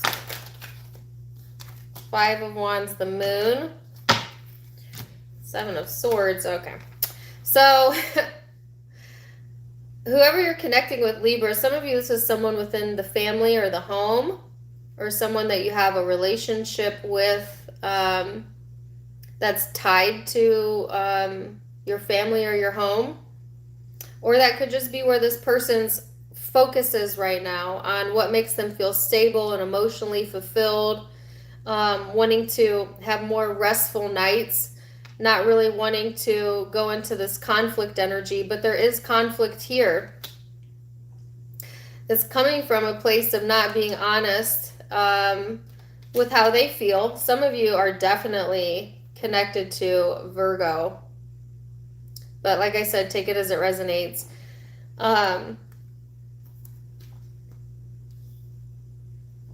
It's like whoever you're connecting with, they're trying to find satisfaction in their life, satisfaction in their relationship, satisfaction around the things that are connected to their dreams or their dream state.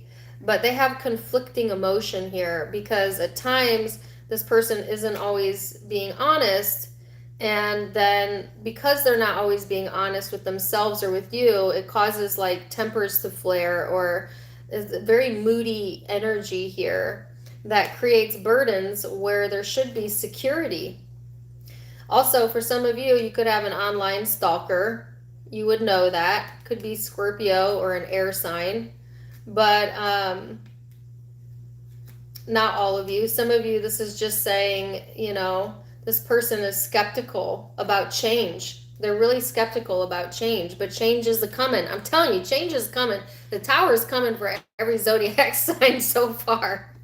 Like all but a few, right? Like this retrograde's change is coming, you know.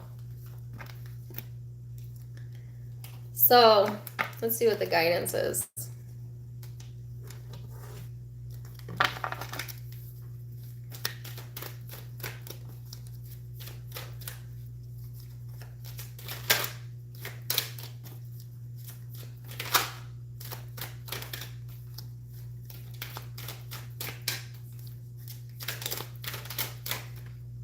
It says embrace the moment. Embrace this day, this very moment. Think positively today and repel those negative thoughts. Try not to judge yourself or others. This may be harder than you think. What is actually happening is that you're changing your energy. So by staying present in the present moment, you are allowing yourself to embrace your life, and that's what's going to change the energy around you. So it could be dealing with Scorpio or Leo, Taurus, Pisces, Sagittarius, Virgo. Those are the predominant signs I'm seeing.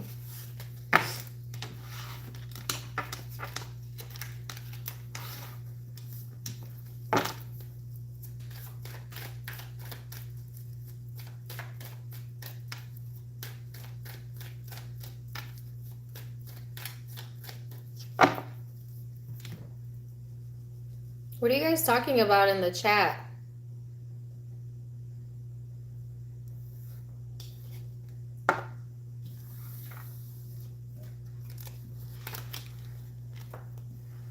What are you talking about? Oh, tagging issues. Okay. It's like, what are they saying? Okay, sorry. I gotta get my mind off the chat. My mind is telling me no. It always distracts me. Is it a good chat? Okay, that's good. That's good.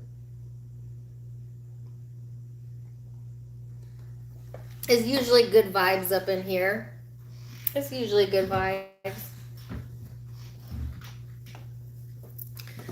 All right, Scorpio.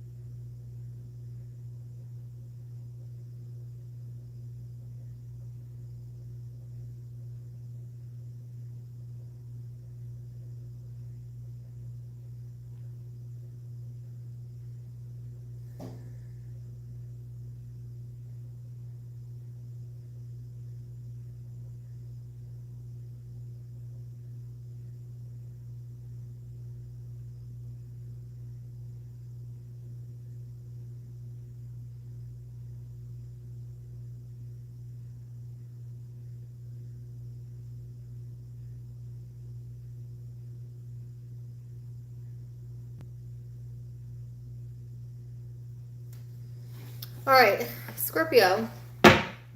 So I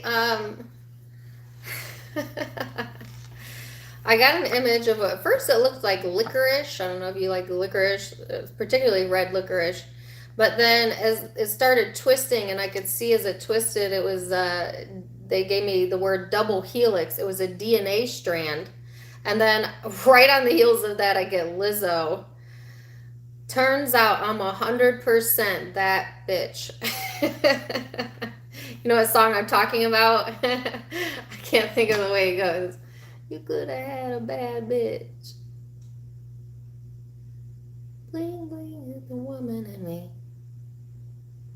Why men great till they gotta be great? Sorry for the language, but that's how the song goes. It's Lizzo. What is Lizzo's birthday? You guys know what song I'm talking about, right? They overplayed it on the radio like a million times. So whether, I guess, you're masculine or feminine, you may feel like you're a bad bee. Maybe you are a bad bee. I don't know. Maybe that song resonates with you. Maybe someone thinks about you when they hear that song. Who knows? But check out that song. And somebody tell me what Lizzo's birthday is. Lizzo's a Taurus. Oh, that makes so much sense. I don't know why I'm getting these cards out. Okay, I just naturally grabbed those cards, so I guess I'll keep that. I don't know why I did that, but anyways, yeah, take from that what you will. There's something in your DNA, something going on about the DNA.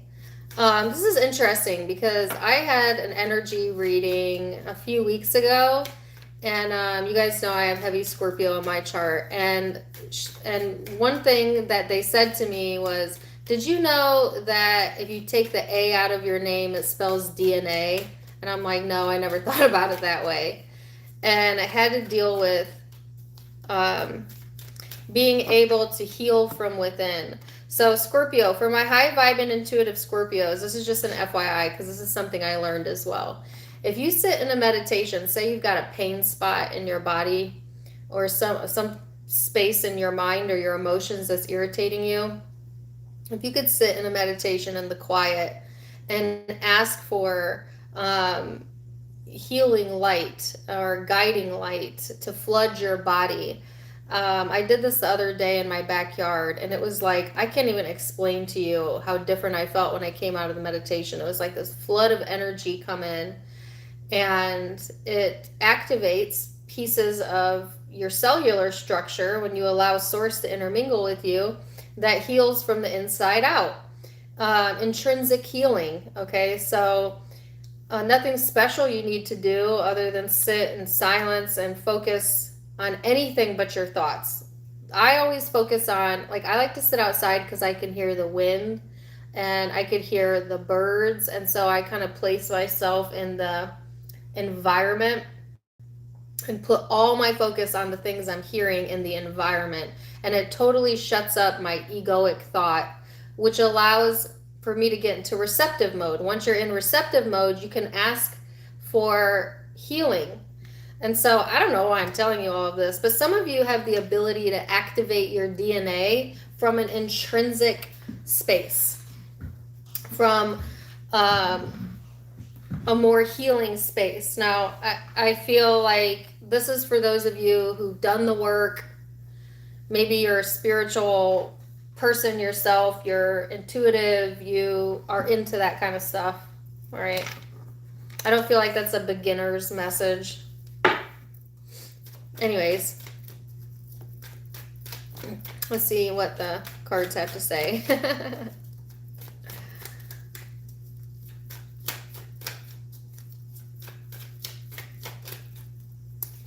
So you have Mars here, which is the card of action. This is Aries energy. Some of you could be connecting with an Aries or have Aries in your chart. This is about your desires, your impulses. This is the part of Scorpio that makes you want to fight. Okay, the more combative part of you that makes you kind of push for what it is that you want, to fight for something that you want. Now, that could be in an angry way. Some of you might feel like your temper's flaring, or that you're getting angry a lot, or maybe you're irritated a lot. It's like an irritable energy. And if you have Aries in your chart, go watch their reading. Others of you, if you're in a high vibration, this would be more feeling like excitement or sexual desires, or pushing you into a space of willpower and leadership. So it's all dependent on where you're at in your life right now and how you're thinking about things as to how you'll handle this. But some of you, it's like, some of you, it's pushing you into like fight or flight mode.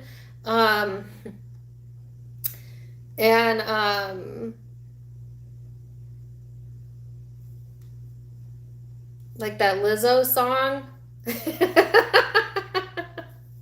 Some of you, it's pushing you more into this space of owning your passion as opposed to letting your passion own you.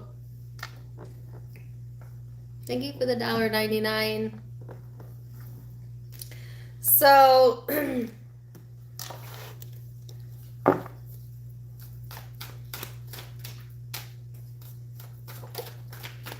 oh, wow. Holy crap. I got some Scorpios with some fire in your chart.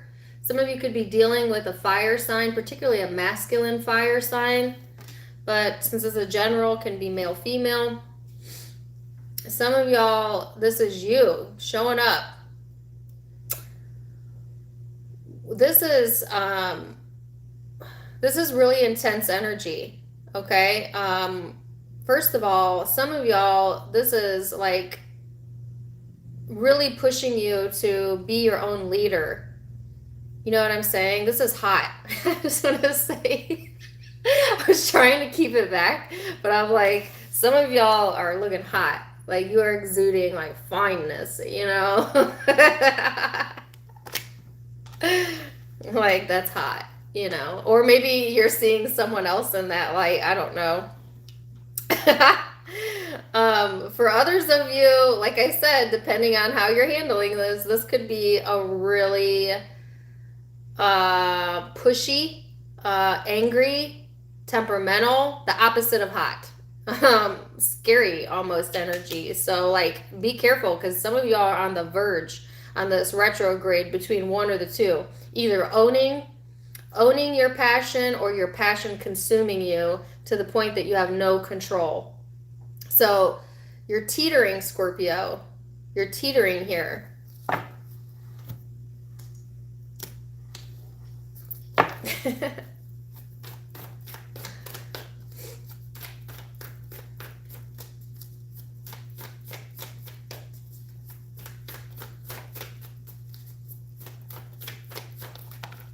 Oh my gosh.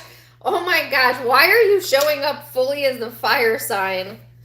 You have the King of Wands twice. Mars, fire energy. Some of you are dealing with Leo, a masculine Leo in particular. Or you might have fire heavy in your chart. Aries, masculine Aries over here.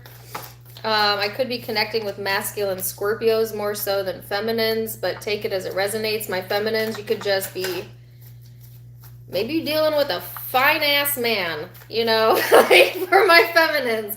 Maybe you got a crush on a fine-ass man. I don't know. Take it as it resonates. I'm trying to keep it general, but I keep getting repetitive cards. So, okay, here's the thing. Scorpio. All that confidence is good, whether you're male or female, but if you don't get ahead of this energy, you're going to physically drain yourself, like almost overnight. This is like having one day where you're feeling super, super good, and then the next day feeling like complete ass, excuse my language, you know, where you're trying too hard. You're trying too hard. You know, like, when you're at your best, Scorpio, is when you're just naturally being yourself, you know, and when you try to push yourself beyond that because you want to be seen, because you want to be the boss, you want to be the leader, you completely work against yourself, and then things get heavy. So you see the contrast? It's like some of you, because of the retrograde, it's like this kind of bipolar energy coming through. I mean, energetically speaking, of like one day feeling on top of your game, you got this. Next day feeling like the Green Day song, I walk alone. Like totally walking up, feeling alone, wanting to be alone, or feeling all this baggage or heaviness on you. And it makes you kind of want to walk away, or you need to learn how to balance your energy better, Scorpio. You need to learn how to walk away. Okay? Because some of you create your own burdens. You've been creating your own problems because you're pushing yourself, or you're pushing the energy, or you're being too pushy, or you're like putting a lot of emphasis on the action-oriented energy and not the spiritual energy. Like, manifestation does not come from the things you do or say. It comes from how you think and how you feel. So there's a difference between pushing action and being inspired to act. And you're needing to learn the difference here, because you're overwhelming yourself a bit. Or it could just be you just taking on too much. You're doing too much. Chill out. So some of you are learning something new, okay? There's a different way to go about it. That's what you're learning. Like, there's a different way to get what you want without being so abrupt, or without damaging yourself or overdoing it for yourself.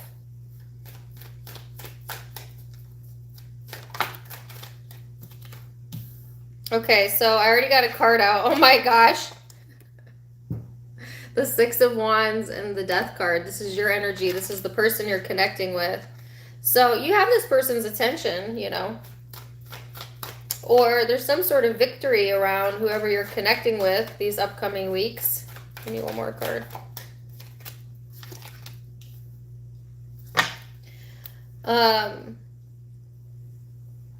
Wow.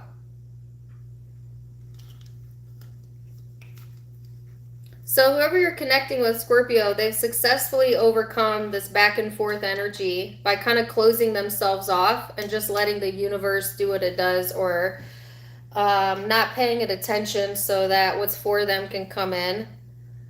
This person might have been going back and forth for a while and it depleting their resources. So there's a sense of like this person kind of putting their head in the sand. This reminds me of the Leo reading. Some of you are definitely dealing with the Leo, but doesn't have to be, where this person was just like, I don't want to see it, don't want to hear it, don't want to see it, don't want to hear it, because it was keeping them stuck. And so they may have opted to just kind of close themselves off from looking or from seeing or from hearing whatever, so that they could get balance back in their life or in their energy to make some decisions that are in their highest good when it comes to their security. Now, some of you, this person either has your attention or you have their attention, Scorpio. There could be a very physical attraction to this person.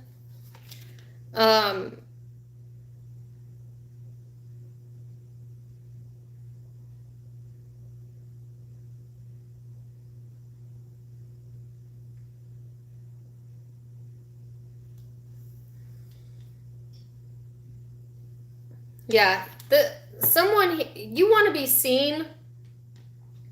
You want to be seen by this person. And I've been keep getting this song in Scorpio's readings of the song, You Just Want Attention. So there's a sense of like wanting attention from a person, or they wanting that from you, okay? You'll know which side you're on, right? So how does this person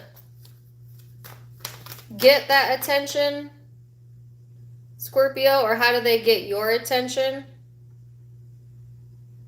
That's the question that either you're asking or they're asking.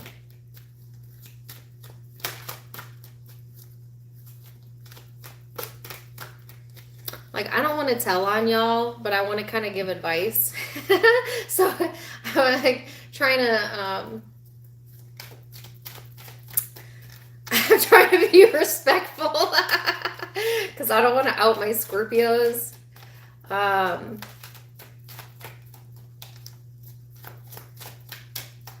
I do want to out you for a second, which I'd be kind of outing myself as well. It's almost like the more you don't pay attention to your Scorpio, the more you have their attention. Just saying. I don't know why. I don't know why that is. Just saying. All right, so I'm sorry if I outed you, Scorpio, but that's just what I've observed in my own Scorpio placements, but in also all of the Scorpios I have in my life. It's this sense of like, Scorpios tend to obsess over the people that they care about, but they also expect you to obsess over them. So if you're not obsessing over them, they're like, why aren't you obsessing over me? And then if you do obsess over them, they're like, ew, don't obsess over me, gross. But then if you stop obsessing over them, they're like, why are you not obsessing over me? It's a vicious cycle. You know what I'm saying? All right. This says nature. This is all in jest, right? We all the zodiac signs have our little quips. So, and I don't want to make that an umbrella statement. Depends on where your placements are. Not all Scorpios are like that. Please don't get in my comments. All right. Nature. Let's get to the guidance card. Nature. This is a time to absorb the healing properties that nature has to offer. Your mind, body, and soul needs nourishment, energy, revitalization, and strength. Nature has much to offer, so take this time to connect and spend some quality time outdoors. So maybe the best way to go about this, Scorpio, is to get back in touch with yourself, nature, and maybe reframe your focus for a moment before you overdo it, before you overdo this.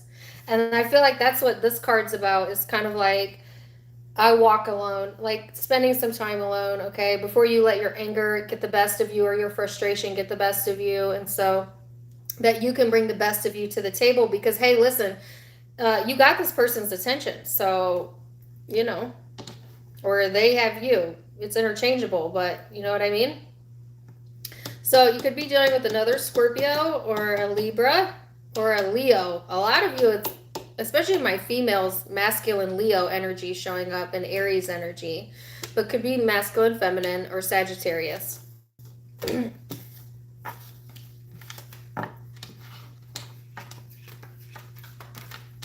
you go to the park today?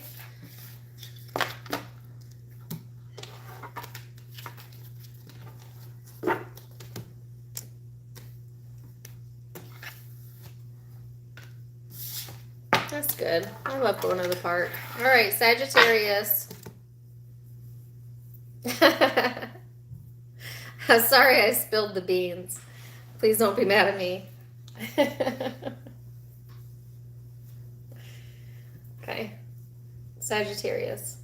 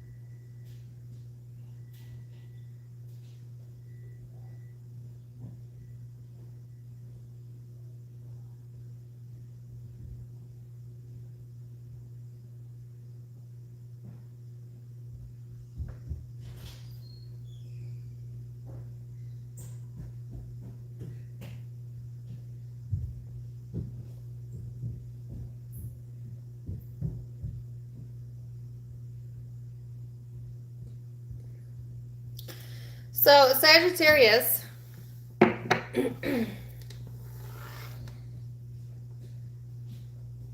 I saw an arrow. It was red. It was bright red. It was an arrow. And I heard, you're in the right direction. You're headed towards the right direction. Some of you needed validation, like if what you're doing is right, or wanting a sense of security with knowing that you're doing the right thing or that you're headed in the right direction. And so that could be validation for you that you are headed in the right direction. Okay, so not to second guess oneself or to feel the need to rehash or go back to old decision making, because the retrograde coming up may have you feeling like that, a little uncertain. And it's like, no, you are headed in the right direction, so no need to question that. Then I also saw, and this seems really weird, this could validate with one of you, I saw an ornament, you know, like you hang from a Christmas tree. Goodness gracious. I know some of y'all are not thinking about Christmas in September, are you? Please say no. Christmas time might be a significant time for you. Well, December is Sagittarius season. Okay, around early December may be a significant time for you, or Christmas time, or there's something about an ornament that is meaningful to someone. Thank you for the $20, Shorty. So let's see what the cards have to say.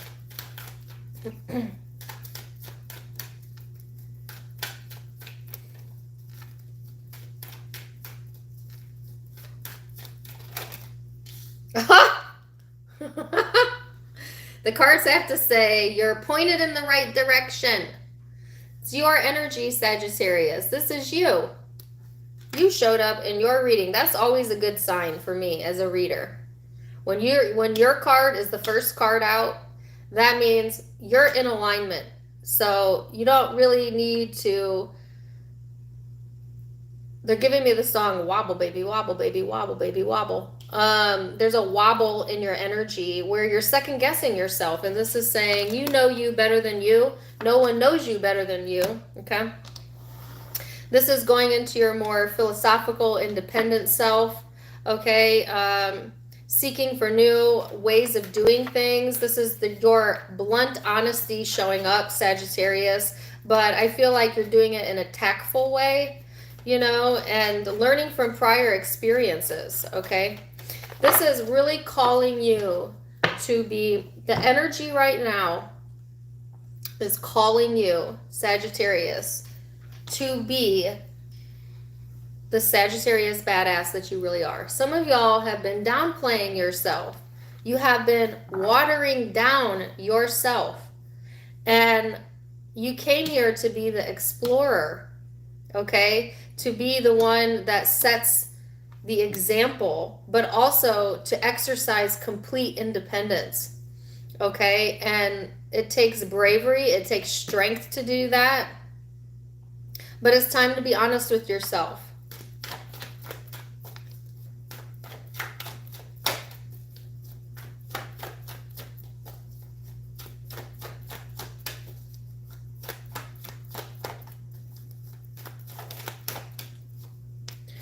And then you have the card of trust. Didn't I just say that? Trust.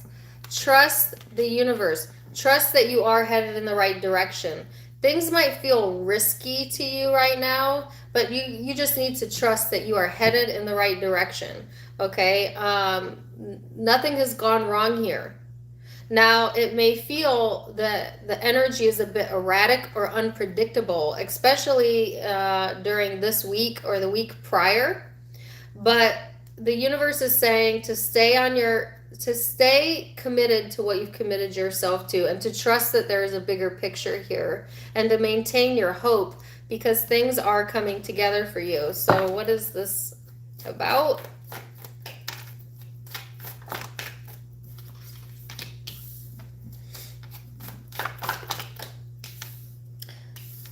The Judgment, the Lovers, and the King of Wands. The Tower. The Tower keeps showing up. Oh my gosh.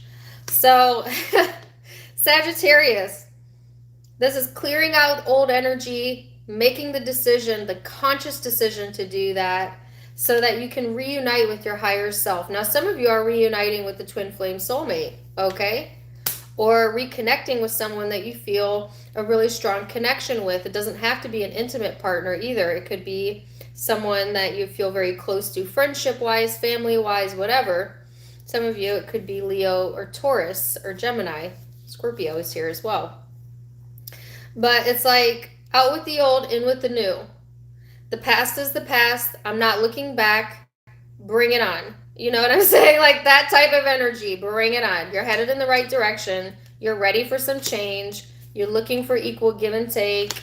Stop letting your fears block you from your ability to be independent. You have the capability to be independent. You don't need someone to validate that for you. So a change is a coming. This kind of reminds me of the Libra reading. Some of you connecting with Libra. But I don't know how much clearer this could be. There's closure here.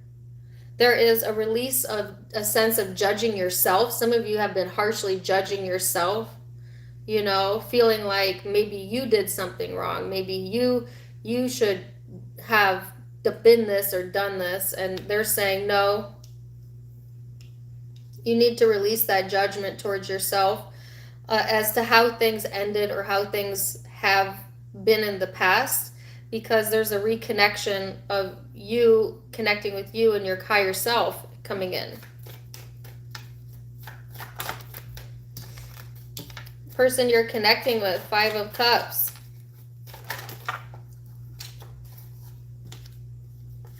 Nine of Swords, 4 of Swords. My dogs are about to go crazy again because someone just rolled in here. Okay, whoever you're connecting with, they're a nervous wreck. They're afraid of loss. They need more sleep. They might be trying to sleep something off. Their dream state may be keeping them awake. They have a lot of regrets.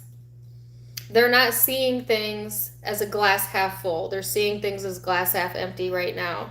And it's really impacting their mental wellness.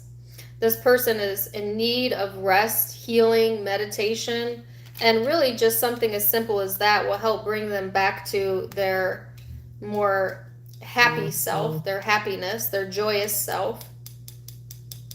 But they can't get to the happy, they can't get to the good while they're focused on the bad. And that's on this person's path. They have to learn that themselves, that it does not serve them to focus on the wrongness.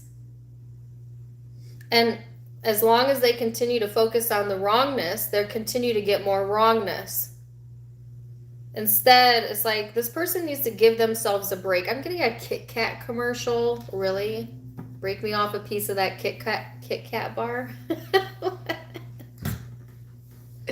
Like they need to give themselves a break. Maybe they like Kit Kats. I don't know. Like give it a break. Give it a rest. Give it a rest. This person is torturing themselves mentally, emotionally. I'm not good enough. I'm not worthy. I'm not this. I'm not that. I'm not this. I'm not that. Like this person is really, I have a lot of empathy for them right now. But Spirit is saying, give it a rest. You don't have to think those thoughts. That's not helping. Give it a rest. Let yourself rest. This person might need to sleep for like hours, 8, 10, 12 a day. I don't know.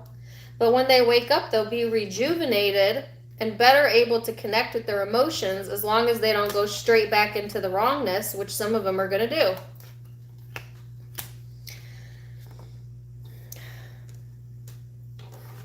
What's the guidance?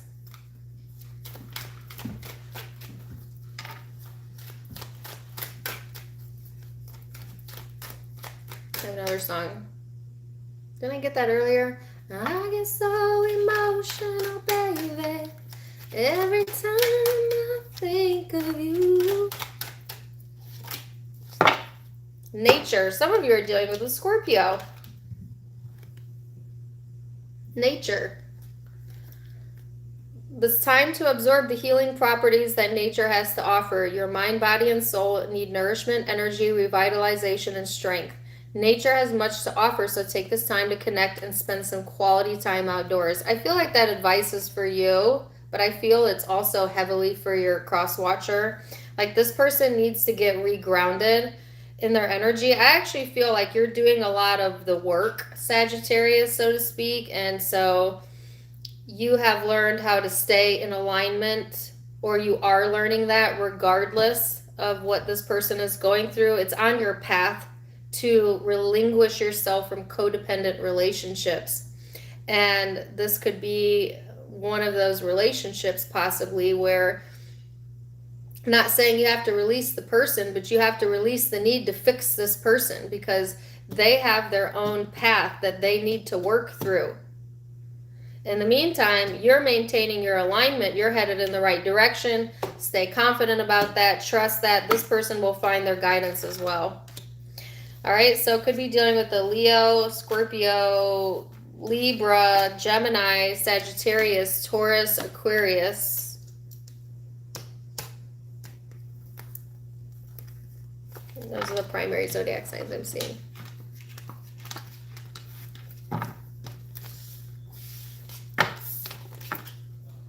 Capricorn.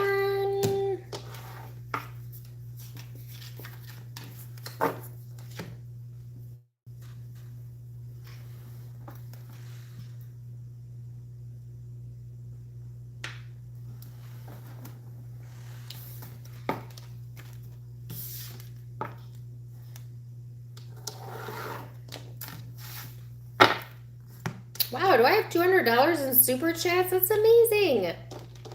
Thank you guys. Appreciate that.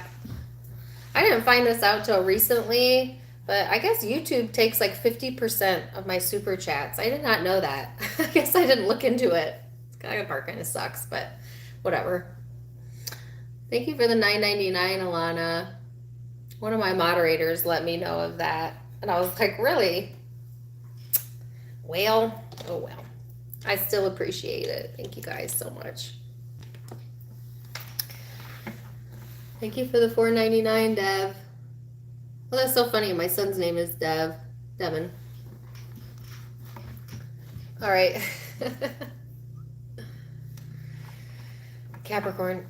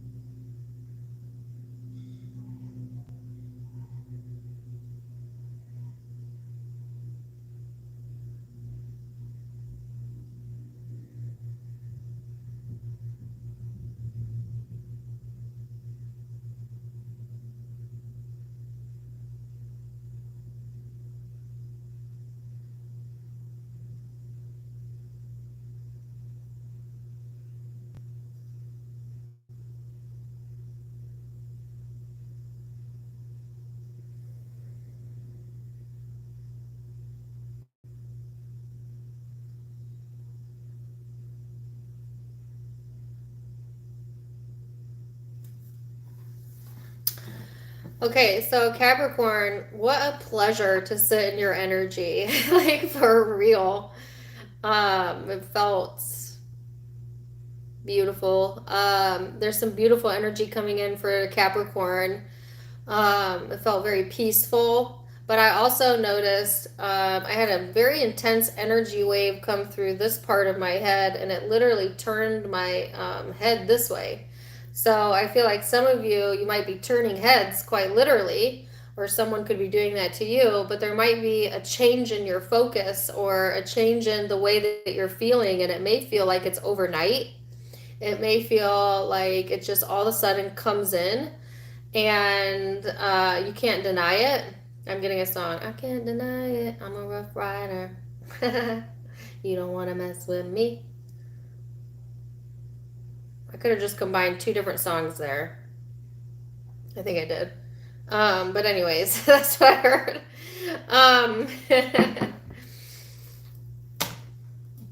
Yeah, and then I got an image too, but now I've already lost the image. Oh yes, oh yes, oh yes. So they kept showing me someone closing someone's lips like this. Like tight-lipped, or close your lips, shut your mouth, like that. Like there's something you're being tight-lipped about. Like you might not be telling everyone every thought and emotion. You might be keeping, a lot to yourself, being very cautious about what you share with other people, or maybe that's the guidance, is to kind of keep a tight lip about things that you have going on, because I feel like things are actually going really good.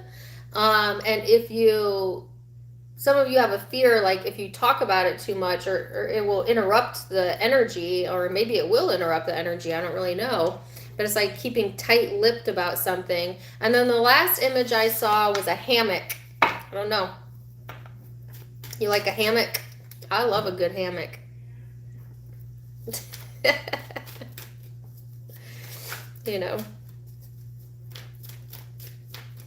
A nice day in the hammock. All right. Again, but that's that like peaceful, like let me chill out energy, Whoa, I lost my life for a second on my back.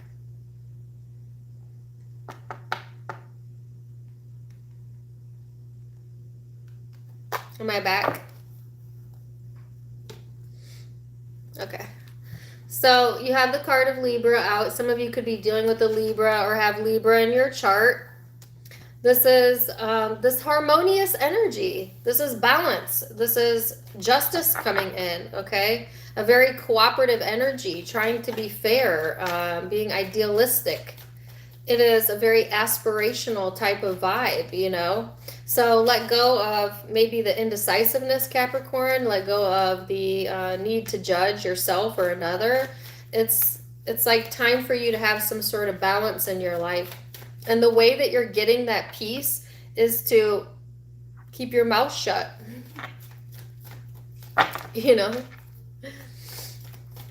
I have a song coming through. Making my way downtown.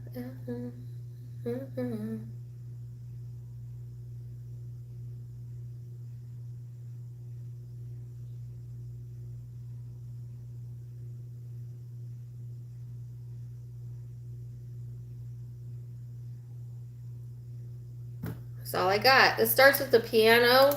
She says, making my way downtown.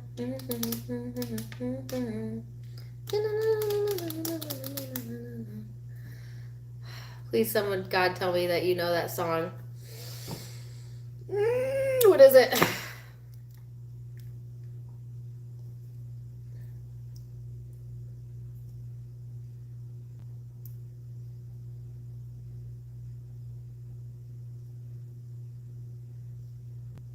Vanessa Carlton, 1,000 Miles. Thank you.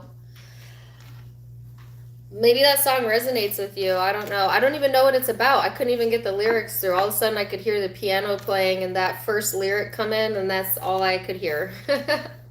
Making my way downtown was the only lyric I could hear. Walking fast and I'm homebound.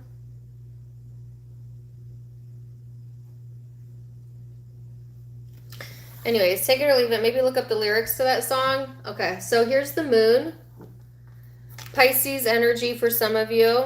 It's like this dreamy vibe coming in. I don't know.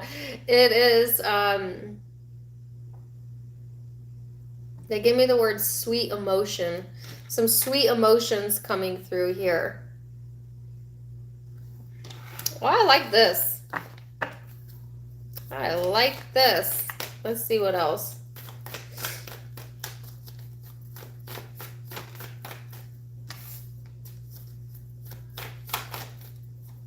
I do not like that.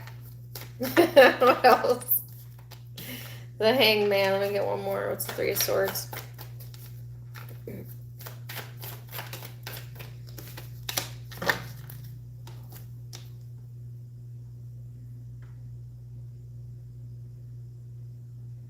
I'm sorry. It's annoying me that the song keeps playing, but I can't hear it. She says, and I miss you.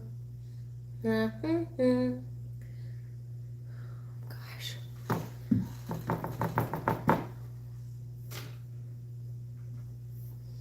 All right. Knight of Wands, Three of Swords, the Hangman, Five of Wands. So, there's something here you're missing.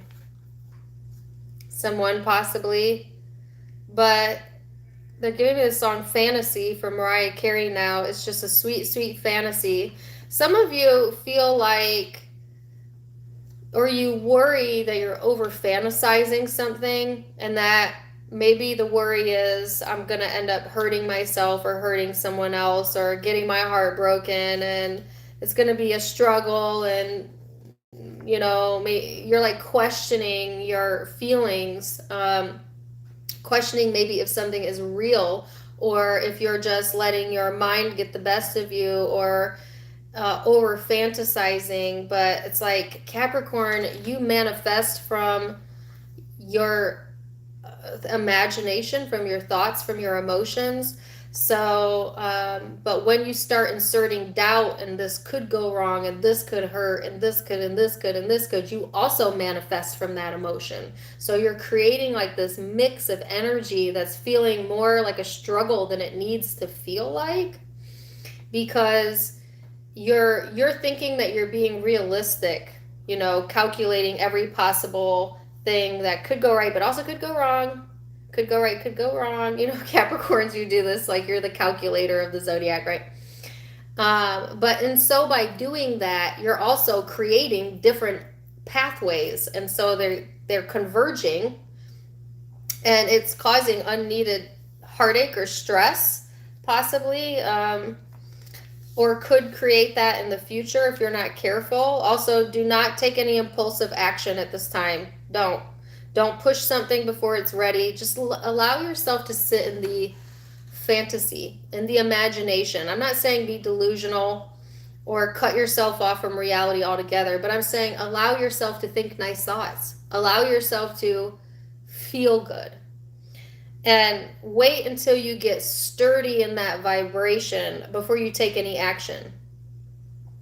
Because some of you, it's like you're wanting to take action before the situation's ready, and you might jump into heartache. You know, you might not have calculated all of the ways that things could work out, and you might jump into conflict. So you want to be cautious with that, right? It could also be that the actions of others or the actions of someone else has hurt your feelings. But they're saying it's like, if it hurts you to think about it, try your best not to tie yourself to that thought. Try your best to see it from another perspective, from a growth perspective, and not a victim perspective, if you're able to, all right? Some of you might have taken some action that was hurtful. Let's keep it real. But if it hurts someone else, it hurts you as well, because you're tied to this person. So you essentially hurt yourself, you know, or there's a caution about that. I feel like it's a lot of fear-based energy. It's like giving me heart palpitations, I'm not gonna lie. Like fear of taking the wrong action, fear of taking the wrong step, fear of recreating the past, and like the encouragement being, oh gosh, there's all this good energy coming in. Why would you entertain such terrible thoughts when there's infinite thoughts you could be thinking at any given time, you know? And just because we're seeing something realistically doesn't mean that we're doing anything to improve or make it better. It just kind of damages us energetically, you know? So a protective mechanism of the ego is often to twist a situation so that you feel better about it. And there's a reason that's within us, because it's a sense of protecting yourself from really damaging energy, you know? Oh goodness, 7 of Swords, 10 of Cups. So let's see who you're connecting with.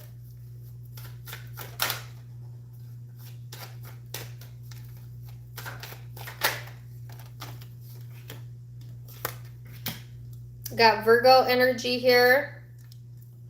Okay, so, oh, wow, this reminds me of the Virgo-Libra reading. Oh my gosh, if you're dealing with a Virgo or a Libra, go watch their reading.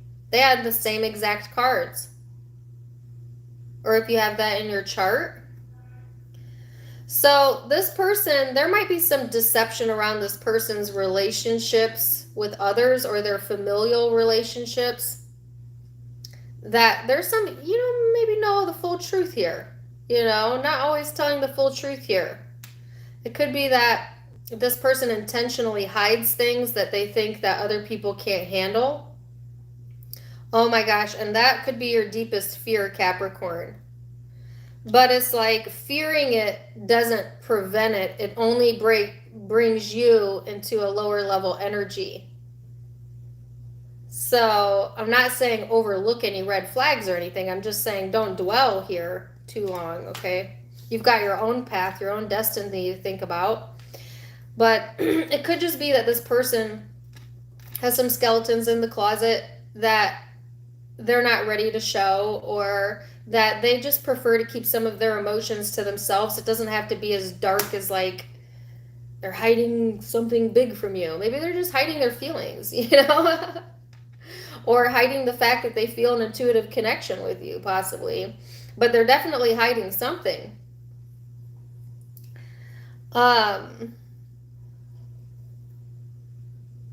This person is going into this stage of their life where they're needing to do some self-reflection on what emotionally satisfies them. And I feel more so that not that this person is deceptive to others, although possibly, I feel more so that this person often deceives themselves. Like they feel their intuition, but then they question it.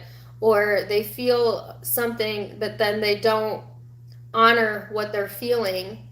And so it leaves them in the space of not trusting. This person could have trust issues. They might have trouble trusting their own intuition right now. They're needing to do some self-reflection around this, about what truly makes them happy.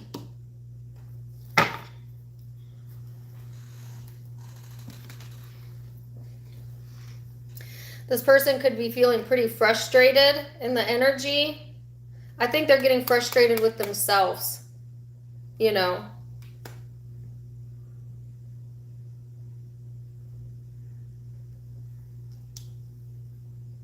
Some of you, this person could be lying about being intuitive or their capabilities or something.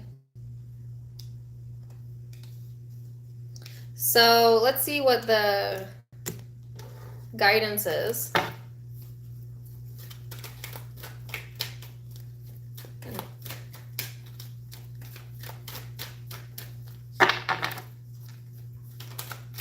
I'm hearing Ariana Grande, God is a Woman, playing in my head.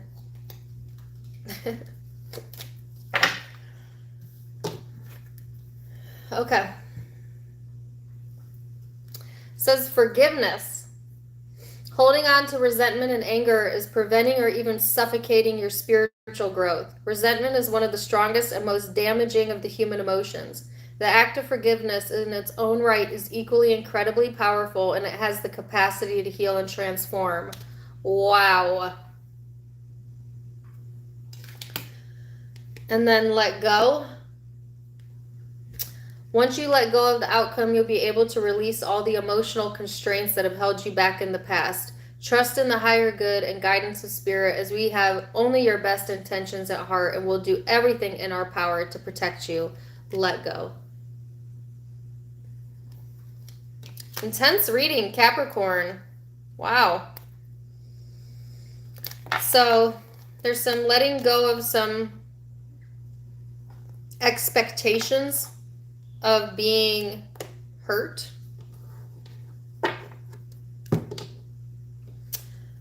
As well as letting go of some resentment here.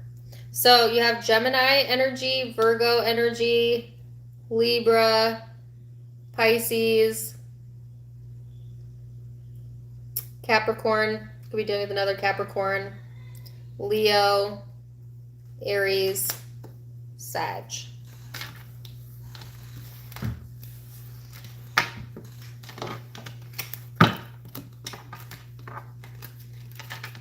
Aquarius.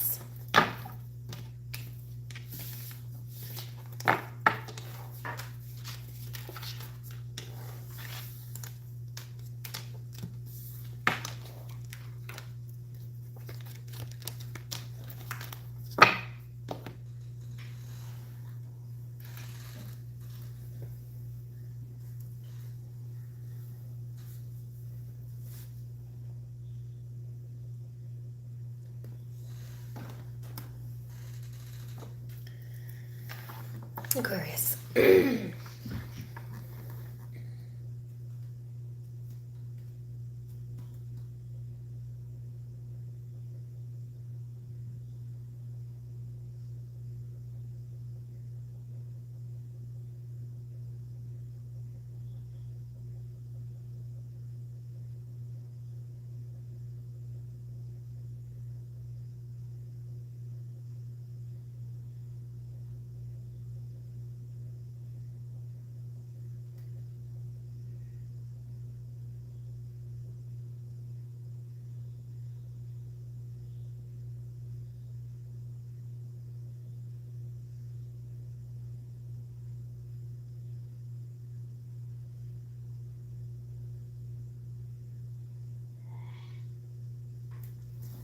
Okay. Aquarius, as soon as I went into your energy, I almost came right out of it. I saw a thunderbolt, and then I heard thunderbolt of lightning, very, very frightening. Galileo, Galileo Figaro, and if you go, it's Queen. I'm just a poor boy from a poor family. What's Freddie Mercury's birthday? I think I've asked this before because I know I've gotten Queen before. Pisces? Is he a water sign? Not sure. Anyways, it was kind of like seeing the Tower card, Thunderbolt of Lightning. Virgo. That's right. He's a Virgo. Could be dealing with Virgo. Have Virgo in your chart, or because we're in Virgo season, this full moon might be hitting you coming up on Monday. So be aware of that. Could be some surprises around that. As I saw a thunderbolt of lightning. What's interesting is I never watched the weather, but I actually watched it the other day, and I think we are getting storms in the area I'm living in this upcoming week. So some of you might like storms. I love storms. I do. I like rainstorms. But yeah, that's the song I got. So take it or leave it. That was the primary message that I got. And then I tried to sit in the meditation to get more, but I really didn't. So it's all about this tower lightning type of energy, lightning speed energy coming through for you, Aquarius. Could be enlightenment coming in. Could be a change in the situation coming in. But it's like a thunderbolt of lightning. Thank you for the 1999, Robin. I appreciate you. Actually, I did get one more image. What was it?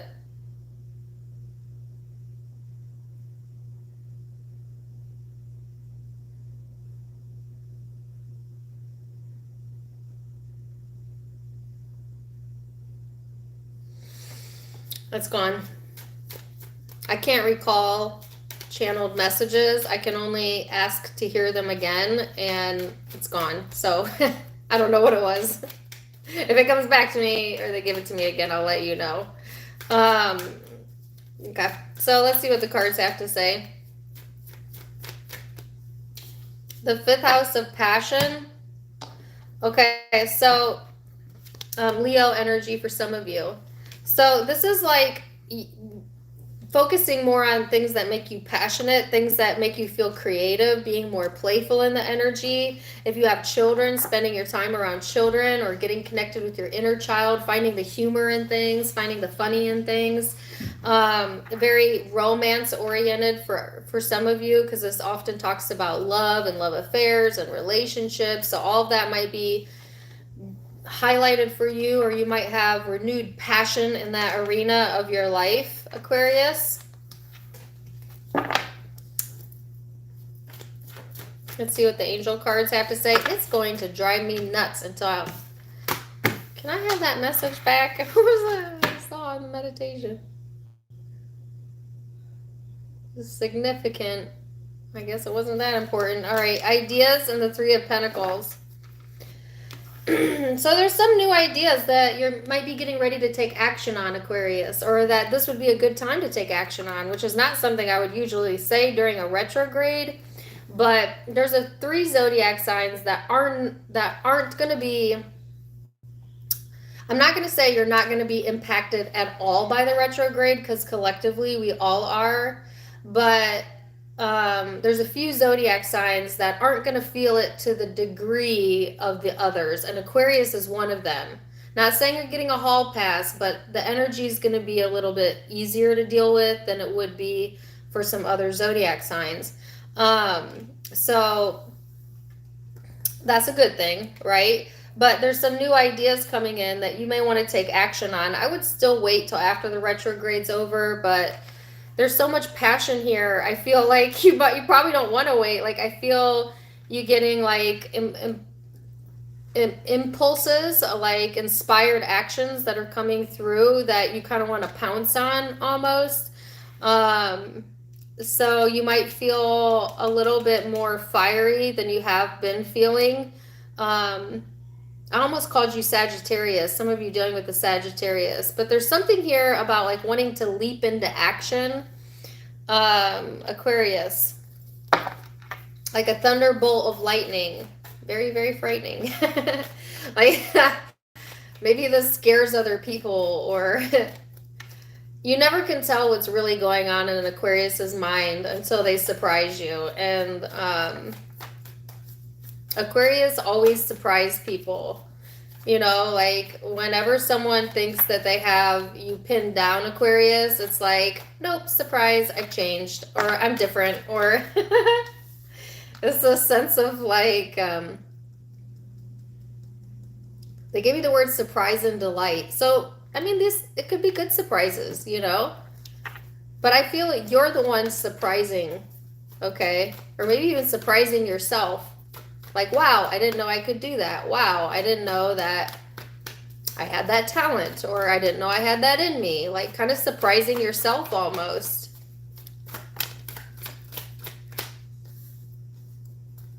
The Sun card, the Ten of Wands,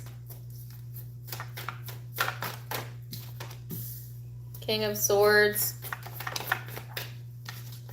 Three of Cups.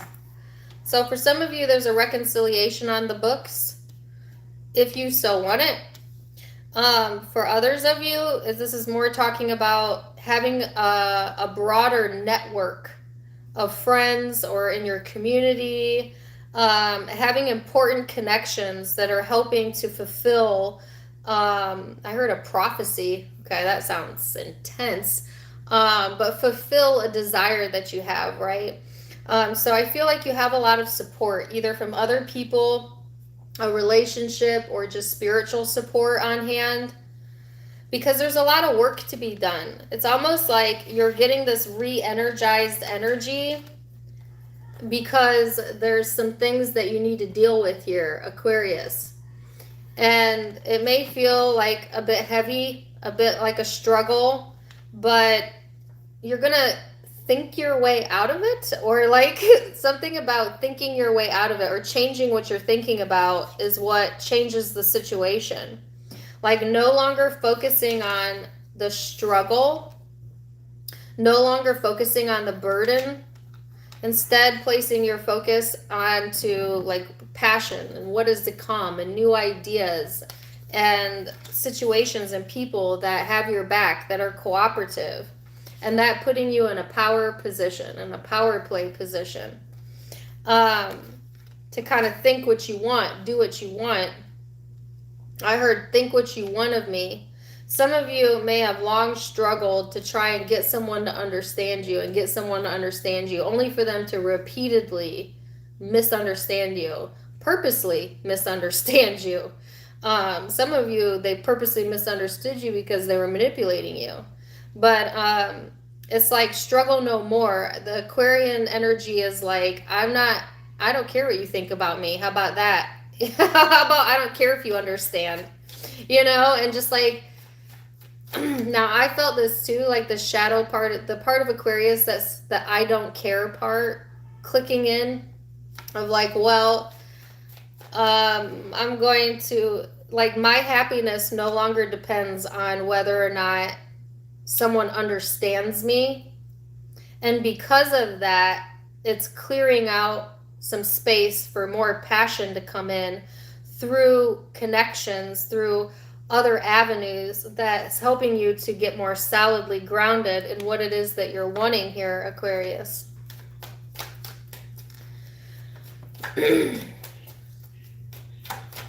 So let's see the person you're connecting with.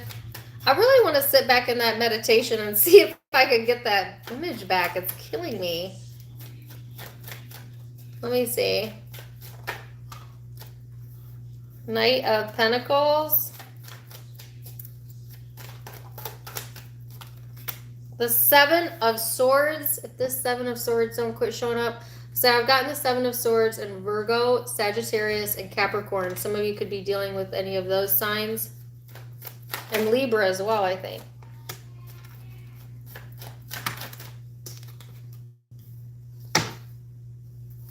So Knight of Pentacles, Seven of Swords, Two of Swords, the Empress. All right. So whoever you're connecting with, Aquarius, this person is at a complete standstill. You might also have, like, this person could be watching you, stalking you, like social media wise. I also got that in Virgo and Libra. You may not be aware of this. Okay, some of you are aware of it. Depends how intuitive you are. But if it's not that, because that's not going to be for all of you, some of you, it's like this person is just totally dishonest. Okay?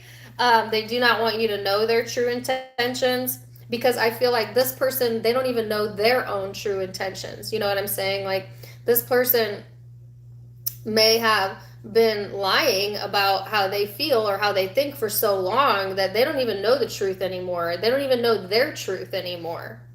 So it's like this person has hidden motives is the word they're giving me, hidden motives, but they've also hidden the motives from their own awareness.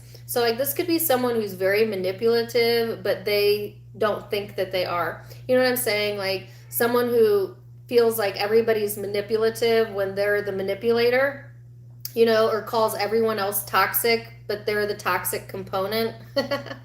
Be careful how people pronounce the world, because how someone judges the world is often how they judge themselves. So it's like this person having trouble seeing their own self-awareness as to how they play a role in attracting that type of energy. Okay, so it's something like that going on. I'm sorry, I feel like I'm being really hard on your cross. I'm not trying to be hard on the cross watcher, but there's an unawareness here of how they are perceived by others. Thank you for the 1999, Shelley. And it keeps them stuck. It keeps them from really ever feeling any true passion or connection because they're never honest with how they feel. They think it's a protective mechanism. Like, well, if you know, this person's mentality is like, if I never let someone in to know the truth, then I never get hurt. But actually, they keep hurting themselves by doing that, because then they end up lying to themselves and they end up not being able to see the truth of others, better yet themselves. And it puts them in this repetitive cycle that they're being encouraged to heal or bring some self-awareness around so that they can remove the blockage of their own doing. So the Empress energy is here. I find that very interesting, and I am going to clarify that because it's so misplaced. That word was important. Misplaced. What is this that's misplaced?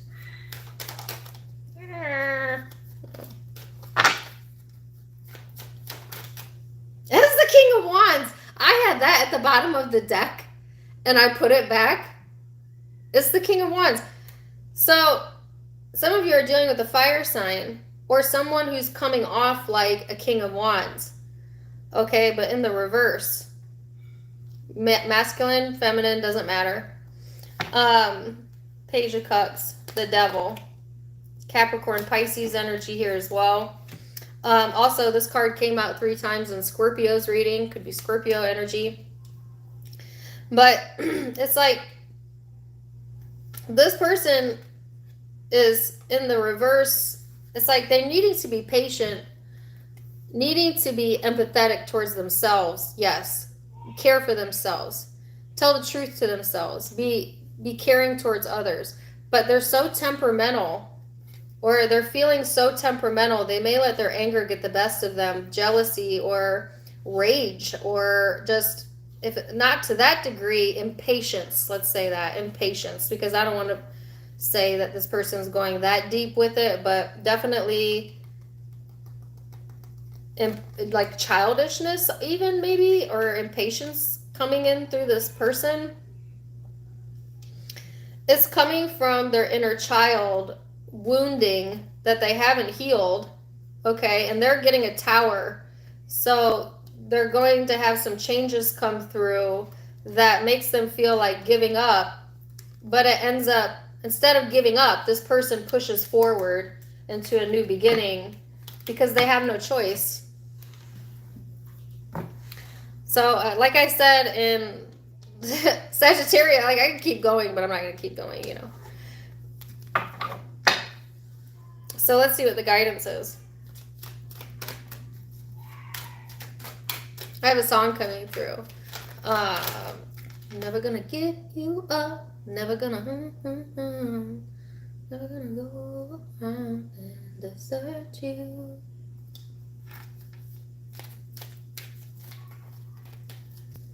I can't remember that guy's name. If you know it, put it in the chat. All right, so the guidance is a mother's love. I'm actually going to get guidance for this person as well. A mother's love is reaching out to you at this time and holding you close. She knows how much you miss her and wants to remind you that the special bond of love can never be broken. Some of you Your mother may play a significant role in your life or just in the way you've developed. Some of you have a mother that is on the other side, and that's just a sign that they're with you still. Let me get one more.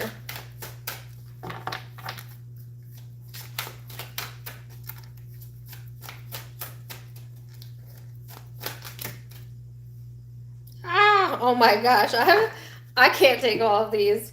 Let go, have fun, give back, just ask. I'm going to go with the first one, let go. This is for the cross watcher. Once you let go of the outcome, you'll be able to release all the emotional constraints that have held you back in the past. Trust in the higher guidance of spirit, as we have only your best intentions in heart, and we will do everything in our power to protect you. So, wow, intense reading. Taurus, Leo energy, Scorpio energy, Leo again, ooh, lots of Leo, Aries energy, and this reminded me too of Virgo, Libra. Of course, it could be any zodiac sign. Take what resonates, leave what doesn't.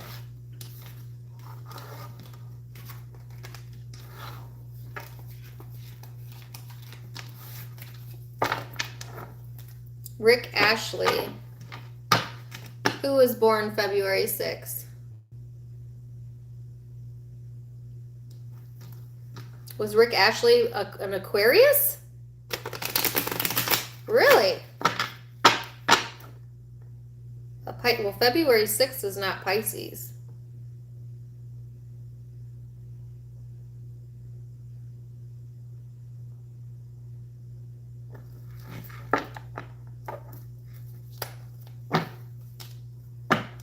Is that his actual birthday?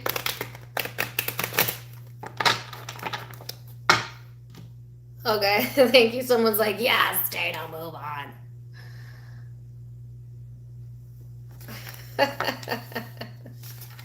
That's so funny. Oh my God. I don't think I ever knew that he was an Aquarius.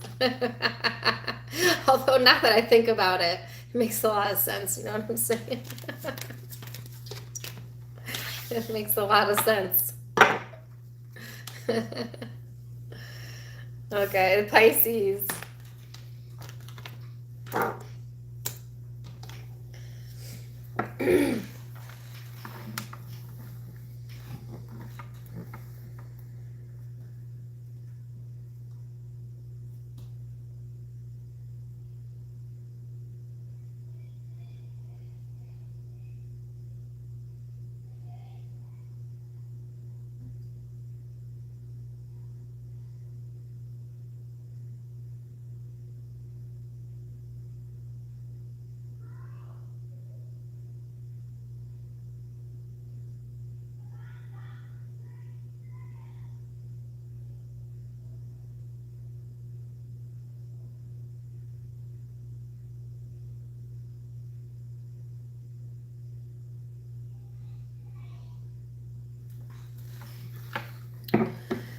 So I got a couple different images. These may resonate with you, these may not. I saw what looked to be a leaf. They gave me the word Canadian leaf.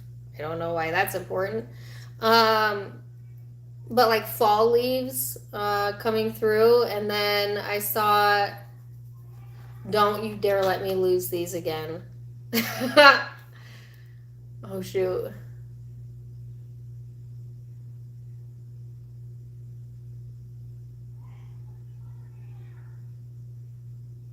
What is with that? Why am I getting messages and then I'm losing them? And I don't want to lie to you. I never want to be ingenuine. There was a leaf. Oh, no, thank you. Thank you. It was a hamasa, you know, the hand with the third eye in it. That's what I initially saw. Then it turned into a leaf. Then I heard Canadian leaf. Maybe some of you like fall leaves. I don't know. Maybe you like that symbol. To me, that talks about the third eye awakening, but it also talks about things changing, seasons changing. And going with the seasons of change is what's going to help you along the way, Pisces. I also saw someone getting, I don't want to say what I saw, but there was a message here about like feeling a little bit run down. Some of you may feel a little bit run over by the bus. You know what I'm saying? Like there's this energy here about feeling like someone just kind of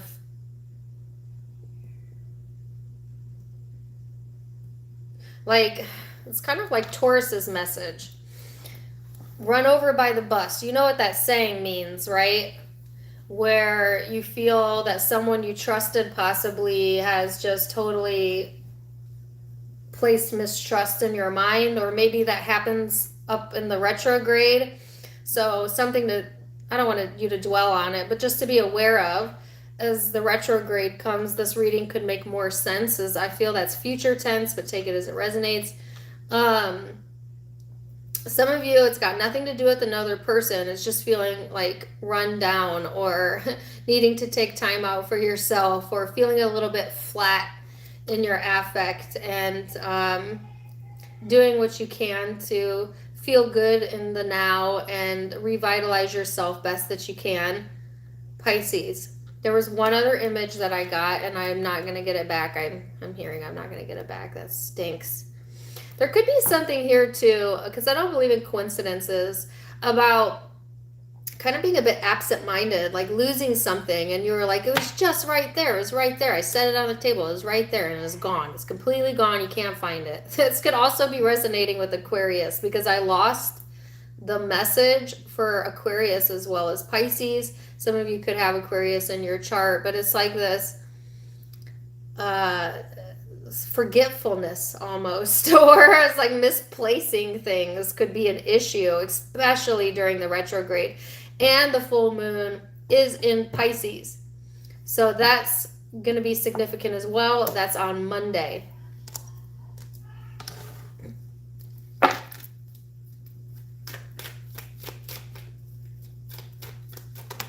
So misfire, let's see.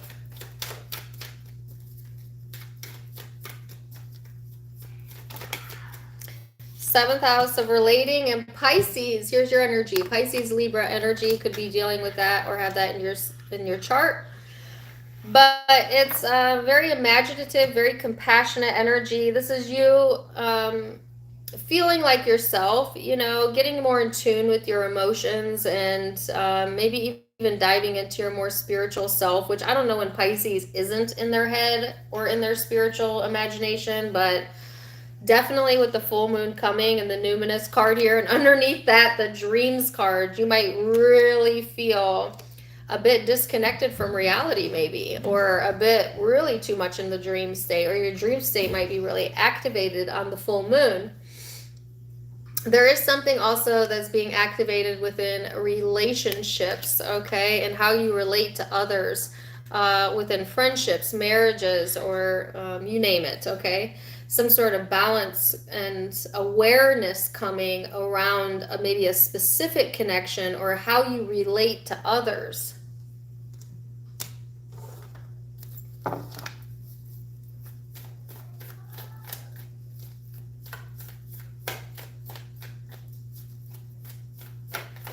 I'm still trying to retrieve that prior message. I'm sorry, I can't let it go. I cannot let it go. Man, this is reminding me so much of the Aquarius reading. Y'all, if you got Aquarius in your chart, definitely go check that out. Or you're dealing with one. It's like the can't let go message coming back through, and this forgetfulness type of vibe coming through.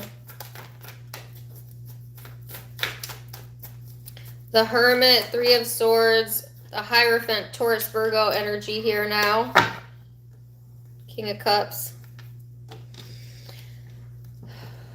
So I heard some of you are harboring some sort of hurt feelings, or this sense of like feeling like run over by the bus by maybe someone that you really cared about, or this being reactivated in the energy for whatever reason. And it's like doing some self-reflection around that, okay? Be careful who you trust in your circle, Pisces, as this is heavily reminding me of, I think, the Taurus reading, Virgo reading. So maybe check those readings out as well. But there is this sense of like the social circle being highlighted, commitments, your belief structures, and doing some self-reflection around all of that. And then also, there's a lot of focus on the things that pain you. Pain, some of you are focused on physical pain, possibly. But it's like the hyper focus on that is keeping it in your existence because it's in your awareness. And there's an encouragement here to try and place your focus onto other connections or other things that give you a greater sense of purpose, because that's what's going to kind of pull you out of that energy. Also, meditation, Reiki work, things like that will help as well. As this card always reminds me of meditation, especially if you have a lot of things gnawing at your mind. Corn on the cob, yes! Oh my God, what are the odds of that? Sorry, I don't mean to be extra. That was the missing message. I saw corn on the cob.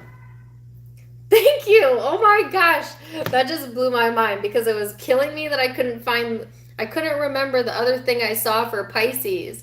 And I asked my guides to show it to me again. And then I look up and you said it in the chat. Oh my God, no coincidence. It was corn on the cob. I saw corn on the cob because I remember thinking, that's weird. Do I have any Pisces that are eating corn?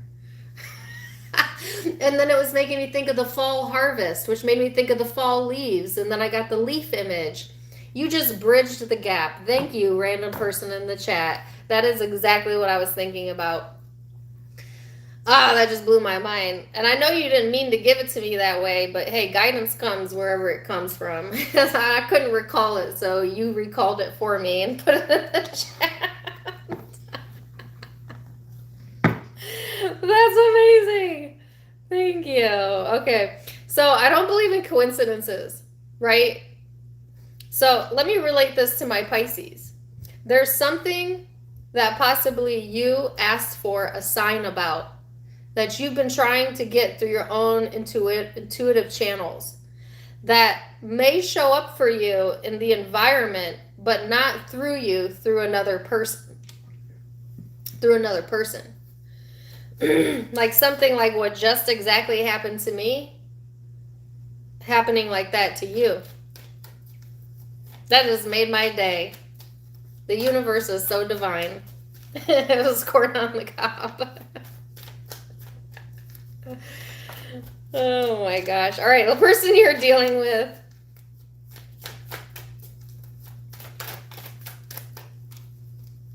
The Sun card.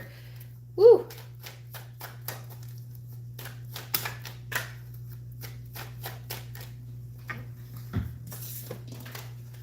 The Six of Swords.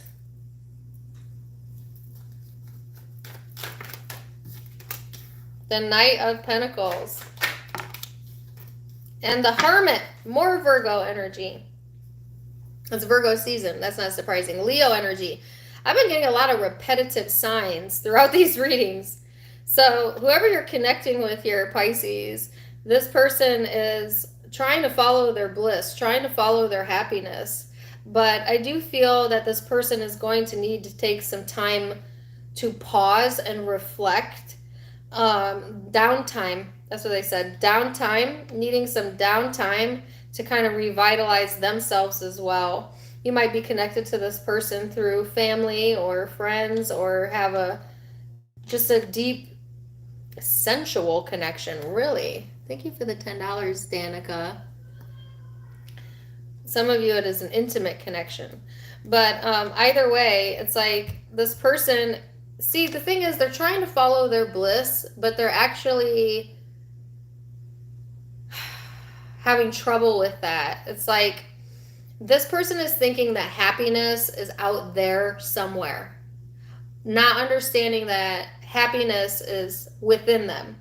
And they're not looking for it. It is looking for them to recognize the happiness that's within them. So like this person may have a bad habit of looking for love in all the wrong places, looking for their happiness in others, thinking they got to be this, or that happiness is a place they're going to, when actually it's a state of being. Thank you for the $10, Rebel. Girl, you know you don't have to give me money. But thank you. And sometimes that keeps this person stuck. You know, thinking they're so focused on, I need to get here, I need to be there, a destination, that maybe they often don't take time to like appreciate where they're at now, or it serves as a blockage for this person. Okay, I do feel like they're going into a more introversion phase to kind of think about things and what satisfies them, because there's some dissatisfaction here within them that they might be needing to deal with here, especially during the retrograde. Sometimes this person creates their own problems by thinking that the solution is outside of them, or that it has anything to do with outside of them. Nothing in life has anything to do with anything outside of you. Nothing. The outside world is nothing but a reflection of the internal state. So everything that happens in the 3D is an after effect of something that's already occurred in the consciousness. So trying to change your future by placing so much focus on what already is kind of a backwards statement, because you have to be future forward thinking, so to speak, in order to get there. This person, they sometimes often take what they feel is the more practical approach, but it's actually like a goose chase. Sorry, first I heard monkey chase, and I'm like, that's not right. And then I heard goose chase, like a wild goose chase or something. Like, is it here? Is my happiness here? Is it here? Is it here? Is it here? It's like, no, it's here. It's here. Let's see what the guidance is.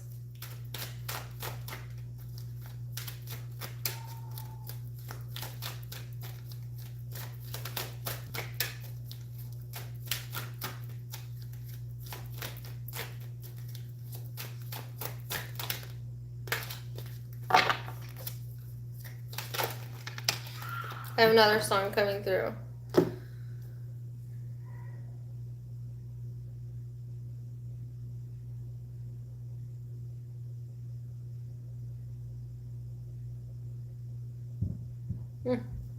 I don't know any of the lyrics. All I know is she says, breathe, just breathe.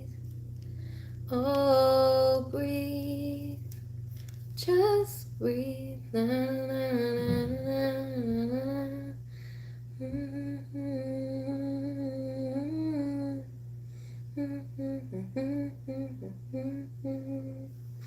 Does anybody know that song?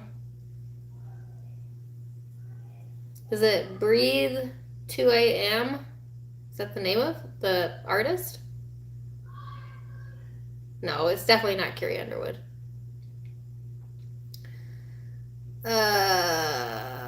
Oh, that's the same. That's the name. No, not Faith Hill.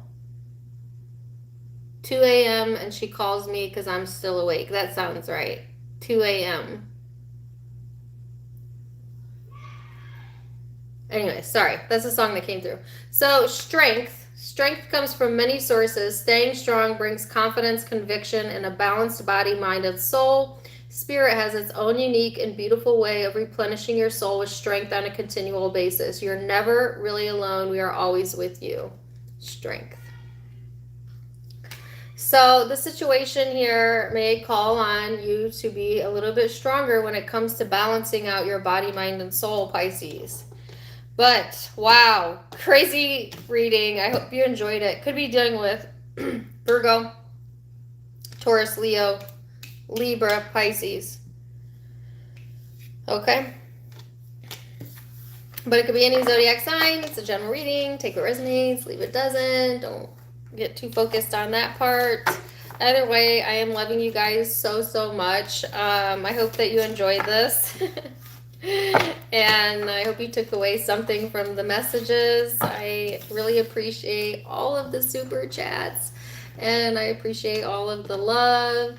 And don't forget to join me on Facebook and Instagram. So I'm going to start doing some paid events on Facebook. I've done a few in the past, but it's been a while, so I invite you to come over to my Facebook so that you don't miss out on those. Going to do some channeling classes or possible meditation classes, things like that. But I also have an Instagram, Tarot Time with Dana. All of it's linked in the description box below, so check it out. If you'd like to donate to the channel, you could do so in the donation section, although it's not required. Only if you want to. I love you just for showing up. Thank you for liking, sharing, and subscribing. You are the very, very best, and I appreciate all of you. So, until next time. Namaste. Bye.